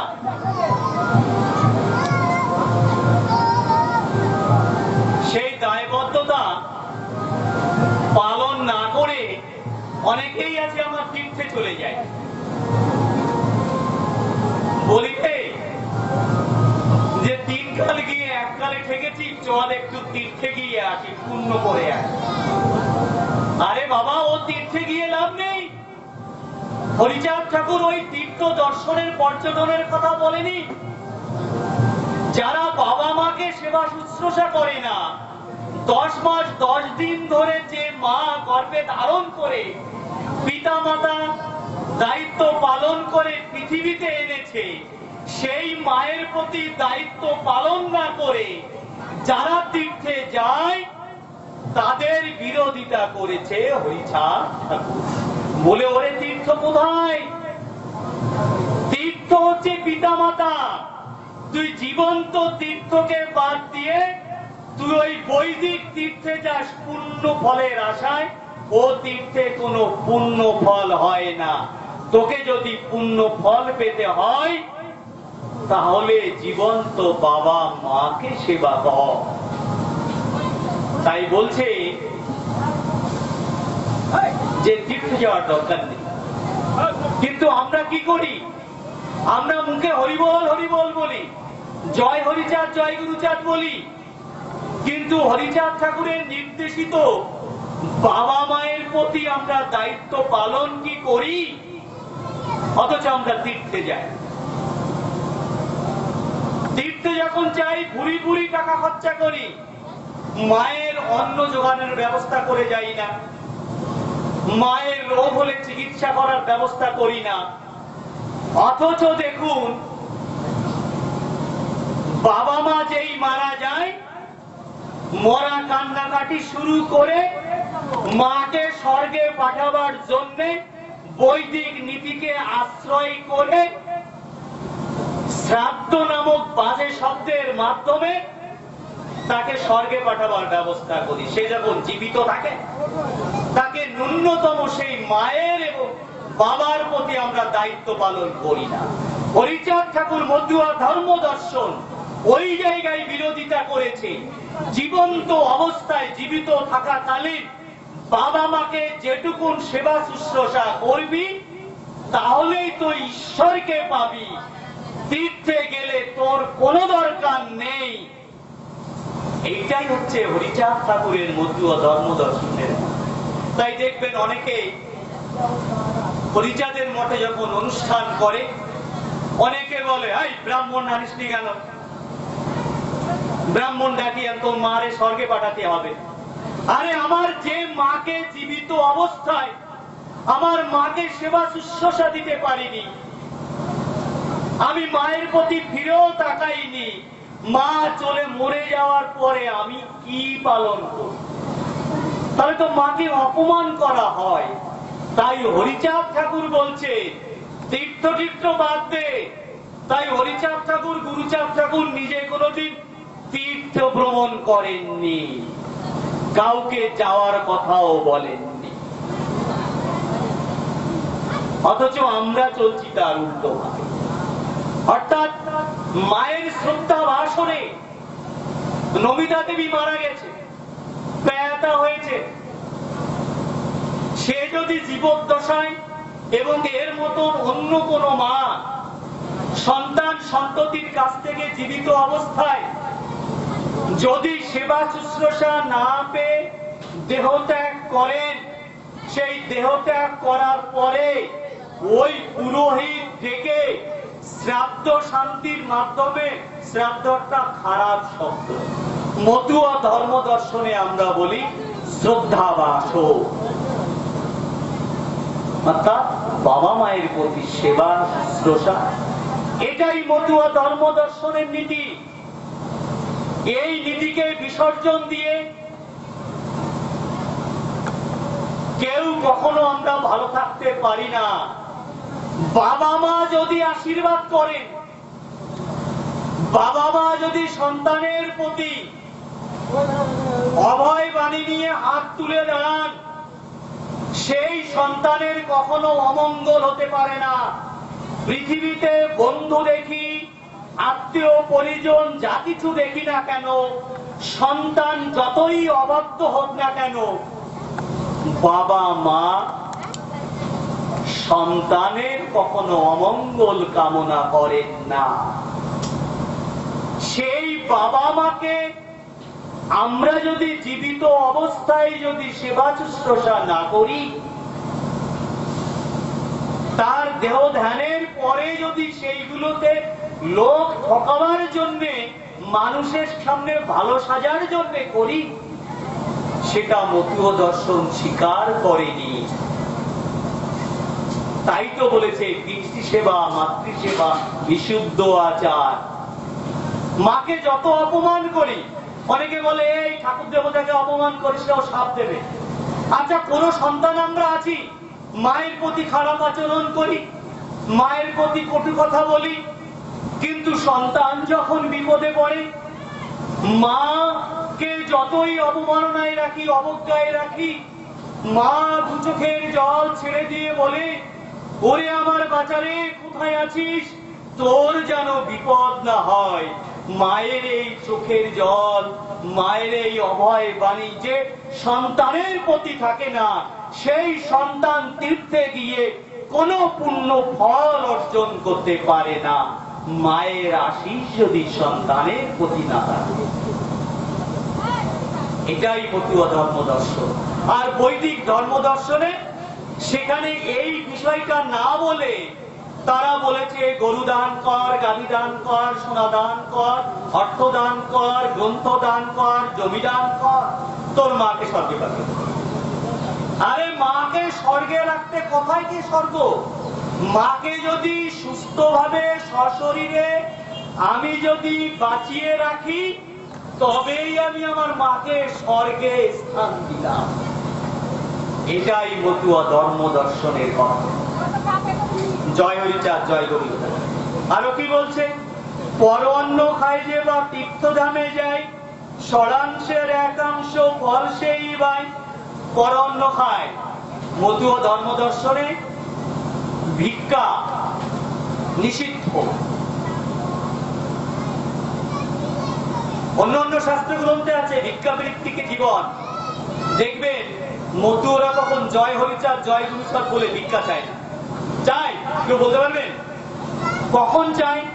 যখন হরিচাঁদ ঠাকুর, গুরুচাঁদ ঠাকুর মতুয়া ধর্ম দর্শনের নামে যখন কোন মঙ্গল অনুষ্ঠান, মিলন অনুষ্ঠান হবে, তখন হরিচাঁদ ঠাকুর এবং গুরুচাঁদ ঠাকুরের নাম করে আমরা সহযোগিতায় যাই। কিন্তু ওই বিভিন্ন নাম করে আমরা ভিক্ষায় যাই না। হরিচাঁদ ঠাকুর সে নির্দেশ কখনো বলেনি। দেখবেন কৃষ্ণ নামে অনেকে ভিক্ষা করে। আমার একটা নিজের জীবনের অভিজ্ঞতা বলি। আমি দুপুর বেলায় হরে কৃষ্ণ বলে এক কৃষ্ণ ভক্ত এসছে, মা কিছু ভিক্ষা দাও। আমি স্কুল থেকে শনিবারের দিন বাড়িতে এসেছি, প্রচন্ড রৌদ্র, আমি সবে খেতে বসছি, আমার বাড়ির গৃহিণী খেতে দেবে। আমি বলছি দেখো এই প্রচন্ড রৌদ্রের সময় ওই লোকটা এসে ওকে কিছু খাবার দাও, কিছু জলের ব্যবস্থা করো। সত্যি তাই করলো। আমি বললাম ওকে বসতে দাও, বসতে দিল, বসলো। তা বলছে আমার গৃহিণী যে ঠাকুর মশাই অনেক কষ্ট করেছেন, অসুস্থ বয়স্ক মানুষ, আপনি কিছু খাবার গ্রহণ করুন। বলছে মা তুমি দীক্ষা নিয়েছো? তা বলছে না। বলছে মা যারা দীক্ষা নেয়নি তাদের হাতের অন্ন জল আমি গ্রহণ করি। মধু ও ধর্মদর্শনে এই নীতি আছে?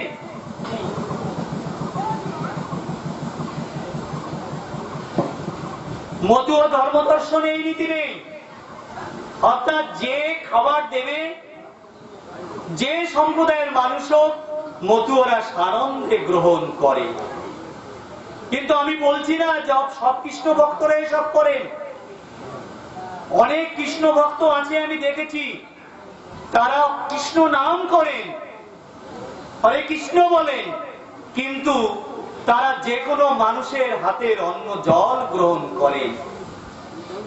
এই কৃষ্ণ ভক্তদের বিরুদ্ধে হরিচাঁদ ঠাকুর বিদ্রোহ ঘোষণা করেননি।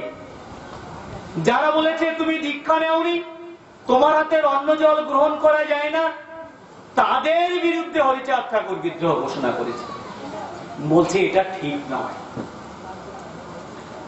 এইবার মতীয় ধর্ম দর্শনে তাই বলছে যে ভিক্ষাবৃত্তি নিষিদ্ধ, অর্থাৎ কর্মকে শ্রেষ্ঠ বলা হয়েছে। কি বলেছে? বাণিজ্য কারণে যে বা তীর্থধামে যায়, তীর্থের নাহি কপল বাণিজ্য সে পায়। আবার বলছে বাণিজ্য কারণে অনেকে বাণিজ্য করতে যায়, বলে যাই বাণিজ্য করি আবার তীর্থ ঘুরে আসি, কিছু পুণ্য ফলটল নিয়ে আসি। বলছে ওখানে গেলে কিছু হয় না। বলছে পরঅন্ন খায় যে তীর্থধামে যায়, বাণিজ্য করতে যায়, ষড়াংশের এক অংশ ফল সেই পায়। এবার ষড়াংশের এক অংশ ফল বলতে কি? অভিজ্ঞতা। আমি যদি এখান থেকে দূর দেশে দিল্লি, মুম্বাই, বিভিন্ন জায়গায় যাই, তাহলে সেখানকার জীবন যাত্রা সম্পর্কে মানুষের একটা অভিজ্ঞতা অর্জন হয়, কিন্তু এইটাই হচ্ছে ফল। দেহের ইন্দ্রিয় বশ না হয়েছে যার, তীর্থে গেলে ফল প্রাপ্তি না হইবে তার। এবার বলছে দেহের ইন্দ্রিয় বশ। এবার দেহের ইন্দ্রিয় বশ বলতে আমরা অনেকভাবে ব্যাখ্যা করতে পারি।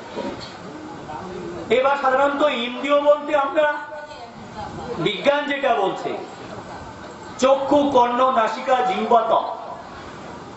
বলছে আমি চোখ দিয়ে ভালোটাকে দেখবো, খারাপটাকে দেখবো না।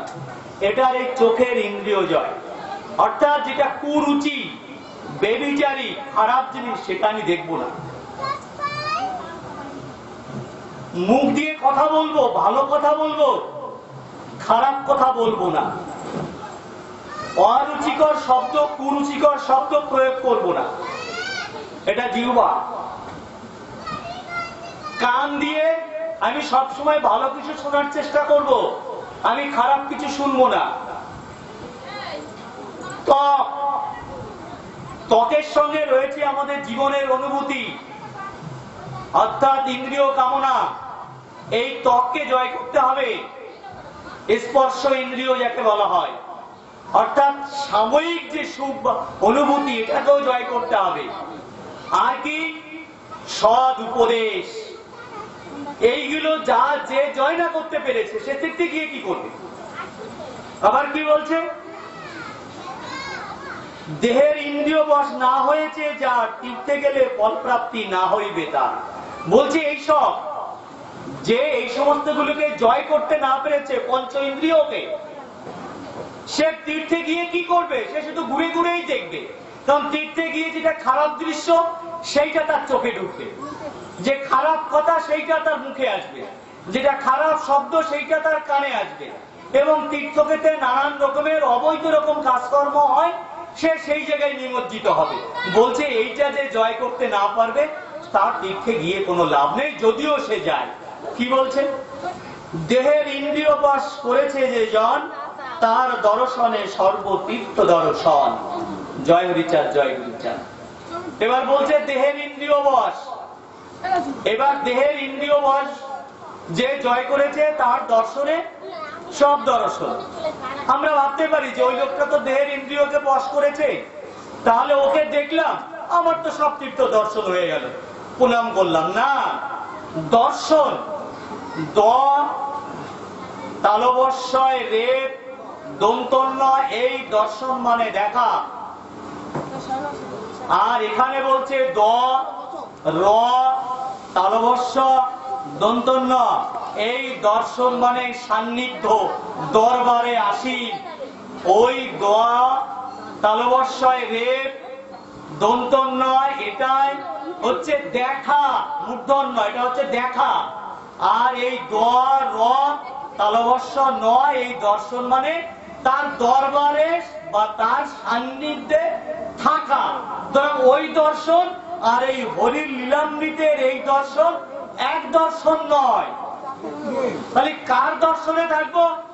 যে আমাকে ভালো পরামর্শ দেবে তার সান্নিধ্যে থাকবো, যে সুপরামর্শ দেবে তার সান্নিধ্যে থাকবো, যে বিপদ আপদে পরামর্শ দিয়ে মানুষকে উদ্ধার করবে, অর্থাৎ তার বিপদ থেকে মুক্তি করবে, তার সান্নিধ্যে থাকবো। তবেই আমার মুক্তি আসবে, আমি অন্যায় পথে যাব না। যেমন একটা উদাহরণস্বরূপ বলতে হয়, কার দর্শনের কথা বলেছে? কায়ে ইন্দ্রিয়জয়ী। এই ইন্দ্রিয়জয়ী দুটো ব্যক্তির কথা যদি উদাহরণস্বরূপ বলা যায়, যখন দুটো ভাই একই পরিবারে, আমরা অনেকেই থাকি, দুটো ভাই সাময়িক ভুলবশত কোনো একটা বিষয় নিয়ে একটু অশান্তি, ঝগড়াঝাটি কিংবা মারামারি করতেই পারে, করে, স্বাভাবিকভাবে তো হতে পারে। গ্রামের দুজন ব্যক্তি আছে, দুই ভাই দুদিকে ছুটে গেলেন। এক ভাই গেলেন একজনের কাছে, গিয়ে বললেন যে আমার ভাইয়ের সঙ্গে মারামারি হয়েছে, ওমাকে মেরেছে, ইত্যাদি ইত্যাদি। বলছে তোর ভাই তোকে মেরেছে, চল এখনই থানায়, এখনই কেস করে দেবো, ওর ভিটায় দুব্বো জ্বালাই দেবো।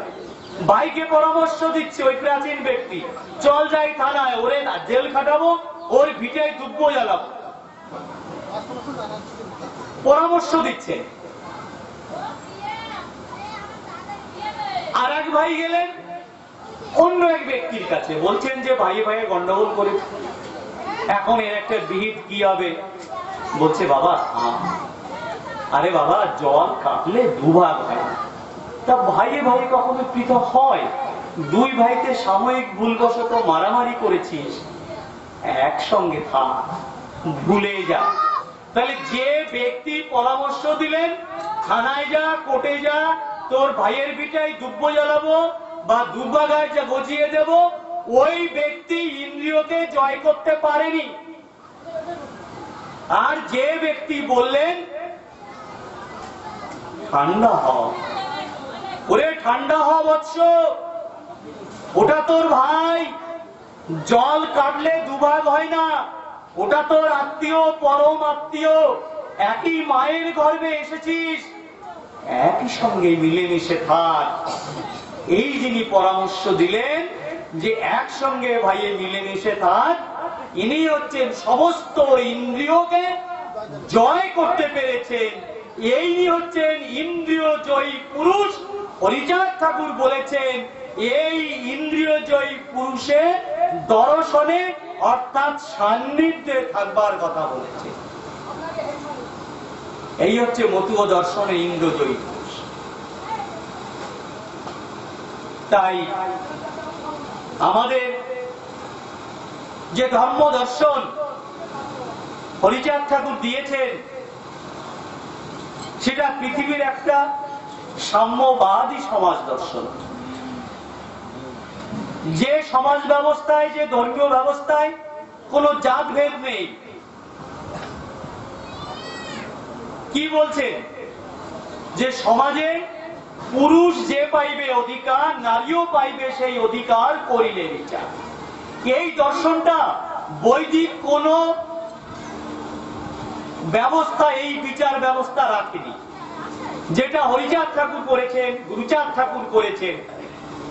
সেই জন্যে হরিচাঁদ ঠাকুর কি বললেন, যে স্বার্থ শূন্য নামে মত্ত মতুয়ারগণ ভিন্ন সম্প্রদায় রূপে হইবে কীর্তন। বলছে আমাদের স্বার্থ কোথায়? মানুষের কল্যাণ। আর মানুষের কল্যাণের জন্য হরিচাঁদ ঠাকুর কি বলছেন, প্রাচীন কালে মুনিগণ করিতেন ধ্যান, এবে সেই ধ্যান হয় জ্ঞানেতে বিজ্ঞান। এটা হরিলীলামৃতের মধ্যে। যে মুনি, এই যে কাশ্যপ মুনি বলছি আমরা গোত্রধারী, কাশ্যপ মুনি আমাদের গোত্র পুরুষ বলছি। অর্থাৎ তারা যে জ্ঞানী মানুষ ছিলেন, অর্থাৎ তারা যেসব গবেষণা করেছেন, তাদের যে গবেষণা লব্ধ যে ফল, সেই ফলটাই হচ্ছে এখন বিজ্ঞান। অর্থাৎ মুনি মানে ওনার তন্ত্রমন্ত্র, যাগযজ্ঞ, পূজা পার্বণ এইসব নিয়ে ব্যস্ত ছিলেন না। প্রাচীন আর্যদের পূর্বের আগে, আর্য পূর্বের আগে ভারতবর্ষে কাশ্যপ মুনির সময় যে সূক্ষ্ম সনাতনী ধর্ম, তাদেরকে বলা হতো মুনি। অর্থাৎ প্রাচীনকালে মুনিগণ করিতেন ধ্যান, এবে সেই ধ্যান হয় জ্ঞানেতে বিজ্ঞান। অর্থাৎ মুনিদেরকে বিজ্ঞানের সঙ্গে তুলনা করেছেন। কে করেছেন? হরিচাঁদ ঠাকুর বলেছে যে ওই আমার সূক্ষ্ম সনাতনী ধর্ম দর্শন, আর্যরা ভারতবর্ষে আসবার আগে যে ধর্ম দর্শন ছিল, তারা ছিলেন মুনি, মহাজ্ঞানী, মহাবিজ্ঞানী, মহাদার্শনিক। তাদের সেই চিন্তা ভাবনার যে ফল, সেইটাই হচ্ছে বর্তমানের বিজ্ঞান। আর ওই মুনি, এটাই হচ্ছে আমাদের কাছে। আর এই মুনি এবং ঋষি, ঋষি হচ্ছে আর্যদের সমাজ ব্যবস্থায় ঋষি। সূক্ষ্ম সনাতনী ধর্মে তাদেরকে বলা হয় মুনি। মুনি মনে জ্ঞানের অন্বেষণ করেছেন যিনি, তাকে বলেছেন জ্ঞানী, অর্থাৎ বিজ্ঞানী বলেছেন হরিচাঁদ ঠাকুর। আর বৈদিক সমাজ ব্যবস্থায় ঋষি বলতে লেখাপড়ে কিছু শিখাও, তন্ত্রমন্ত্র, যাগযজ্ঞ, পূজা পার্বণ শেখাও। ওই বৈদিক আর্য ব্যবস্থায় যে ঋষি, আর সূক্ষ্ম প্রাচীন ভারতবর্ষের সনাতনী যুগে যে মুনি, এদের মধ্যে পার্থক্যটা এই জায়গায়। সুতরাং মুনি এবং ঋষি কখনোই একই অর্থে ব্যবহৃত হয় না। আমাদের পূর্বপুরুষরা ছিলেন মুনি, জ্ঞানী, বর্তমানের বিজ্ঞানী।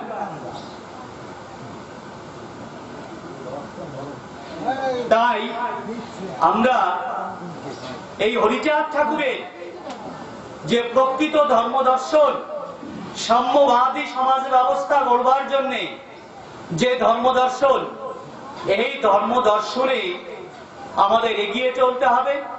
এবং স্বার্থশূন্য নামে মত্ত মতুয়ারগণ ভিন্ন সম্প্রদায় রূপে হইবে কীর্তন। অর্থাৎ আমরা কোনো জাতভেদে বিশ্বাস করব না, আমরা কোনো বেবিচারে বিশ্বাস করব না, আমরা কোনো পূজা পার্বণে বিশ্বাস করব না। আমরা পিতা মাতাকে সর্বশ্রেষ্ঠ জ্ঞানী রূপে বিশ্বাস করব, তাদেরকে ঈশ্বর বা দেবতা জ্ঞানে পূজা করব। এবং জীবে দয়া রামে রুচি মানুষেতে নিষ্ঠা, ইয়া ছাড়া আর যত সব ক্রিয়া ভ্রষ্টা। অর্থাৎ মানুষই সব, মানুষকে বাদ দিয়ে, মানুষের মধ্যে ব্যভিচারী মানসিকতা ঢুকিয়ে, মানুষের মধ্যে জাতভেদ প্রথার প্রচলন করে কোন সমাজের উন্নতি হয় না, কোন পরিবারের উন্নতি হয় না। তাই আমাদের সেই পথে এগিয়ে চলতে হবে। হরিচাঁদ ঠাকুরের সেই নির্দেশিত পথে আমরা এগিয়ে চলব। শেষকালে একটু কথা বলে যাই, আমরা হরিবল হরিবল বলি, আমরা হরিচাঁদ, শান্তি মাতা, গুরুচাঁদ, সত্যভামার নাম উচ্চারণ করি, তাদেরকে মান্যতা দেই কি দেই না, তাদের নির্দেশিত পথ আমরা গ্রহণ করতে পারছি কি পারছি না, এইটা আমাদের ভেবে দেখবার সময় এসেছে। আমরা হরিবোল হরিবোল বলবো, জয় হরিচাঁদ, জয় গুরুচাঁদ, জয় শান্তি মাতার সত্যভামার নাম করব। আবার তাদেরকে অবমাননা করে হরিচাঁদ ঠাকুর যে পথ নির্দেশিত করে গেছেন তার বিরুদ্ধাচরণ করব, তাহলে কি আমরা প্রকৃত অর্থে মতীয় ধর্মদর্শন মানলাম? যেটা ভালো সেটা গ্রহণ করব, যেটা কুসংস্কার সমাজে বেরিয়ে যায় আমরা সেইটাকে বাদ দেব। বাদ দিয়ে আমরা এগিয়ে চলবো, কেন মতীয় ধর্মদর্শনে দেখুন যত যত শাস্ত্র গ্রন্থ আছে, মতীয় ধর্মদর্শনে গুরুচাঁদ ঠাকুর একমাত্র শিক্ষার কথা বলেছে। সবার কাছে করি বিনা নন, দেখবেন বলেছেন আগে শিক্ষিত হও, লেখাপড়ি শেখো, বাবা মায়ের সেবা শুশ্রূষা করো, জানো, প্রকৃত থেকে জানো। এই যে সত্য অমোঘ বাণী, এই বাণীর ফলে আমরা যারা নিজেদেরকে মতীয় সমাজের মানুষ বলে ভাবি, আমরা সেই প্রকৃত অর্থের সঠিক দর্শন আমরা যদি গ্রহণ করতে পারি, তাহলে কোন ধর্মের সঙ্গে, কোন ধর্ম দর্শনের সঙ্গে আমাদের বিভাজন থাকবে না। আমরা সত্যর পথে চলবো, মতীয় ধর্ম দর্শনের পথে চলবো, হরিচাঁদ গুরুচাঁদ ঠাকুর শান্তি মাতা সত্যভামা নির্দেশিত পথে চলবো। এই কামনা করে আপনাদের পাদপদ্মে এবং হরিচাঁদ ঠাকুর গুরুচাঁদ ঠাকুর শান্তি মাতা পূর্ব বুদ্ধ কাশ্যপ গৌতম বুদ্ধ তাদের প্রতি সম্মান জানিয়ে, ভক্তি জানিয়ে, উপস্থিত সবাইয়ের পাদপদ্মে প্রণাম জানিয়ে আমি এখানে হরিলীলামৃতের অবসর নিচ্ছি। আমার সঙ্গে আপনারা একবার দুবাহু তুলে বলুন, জয় হরিচাঁদ, জয় হরিচাঁদ, জয় হরিচাঁদ, জয় হরিবোল, জয় হরিবোল, জয় হরিবোল, হরি বল, হরি বল, হরি বল।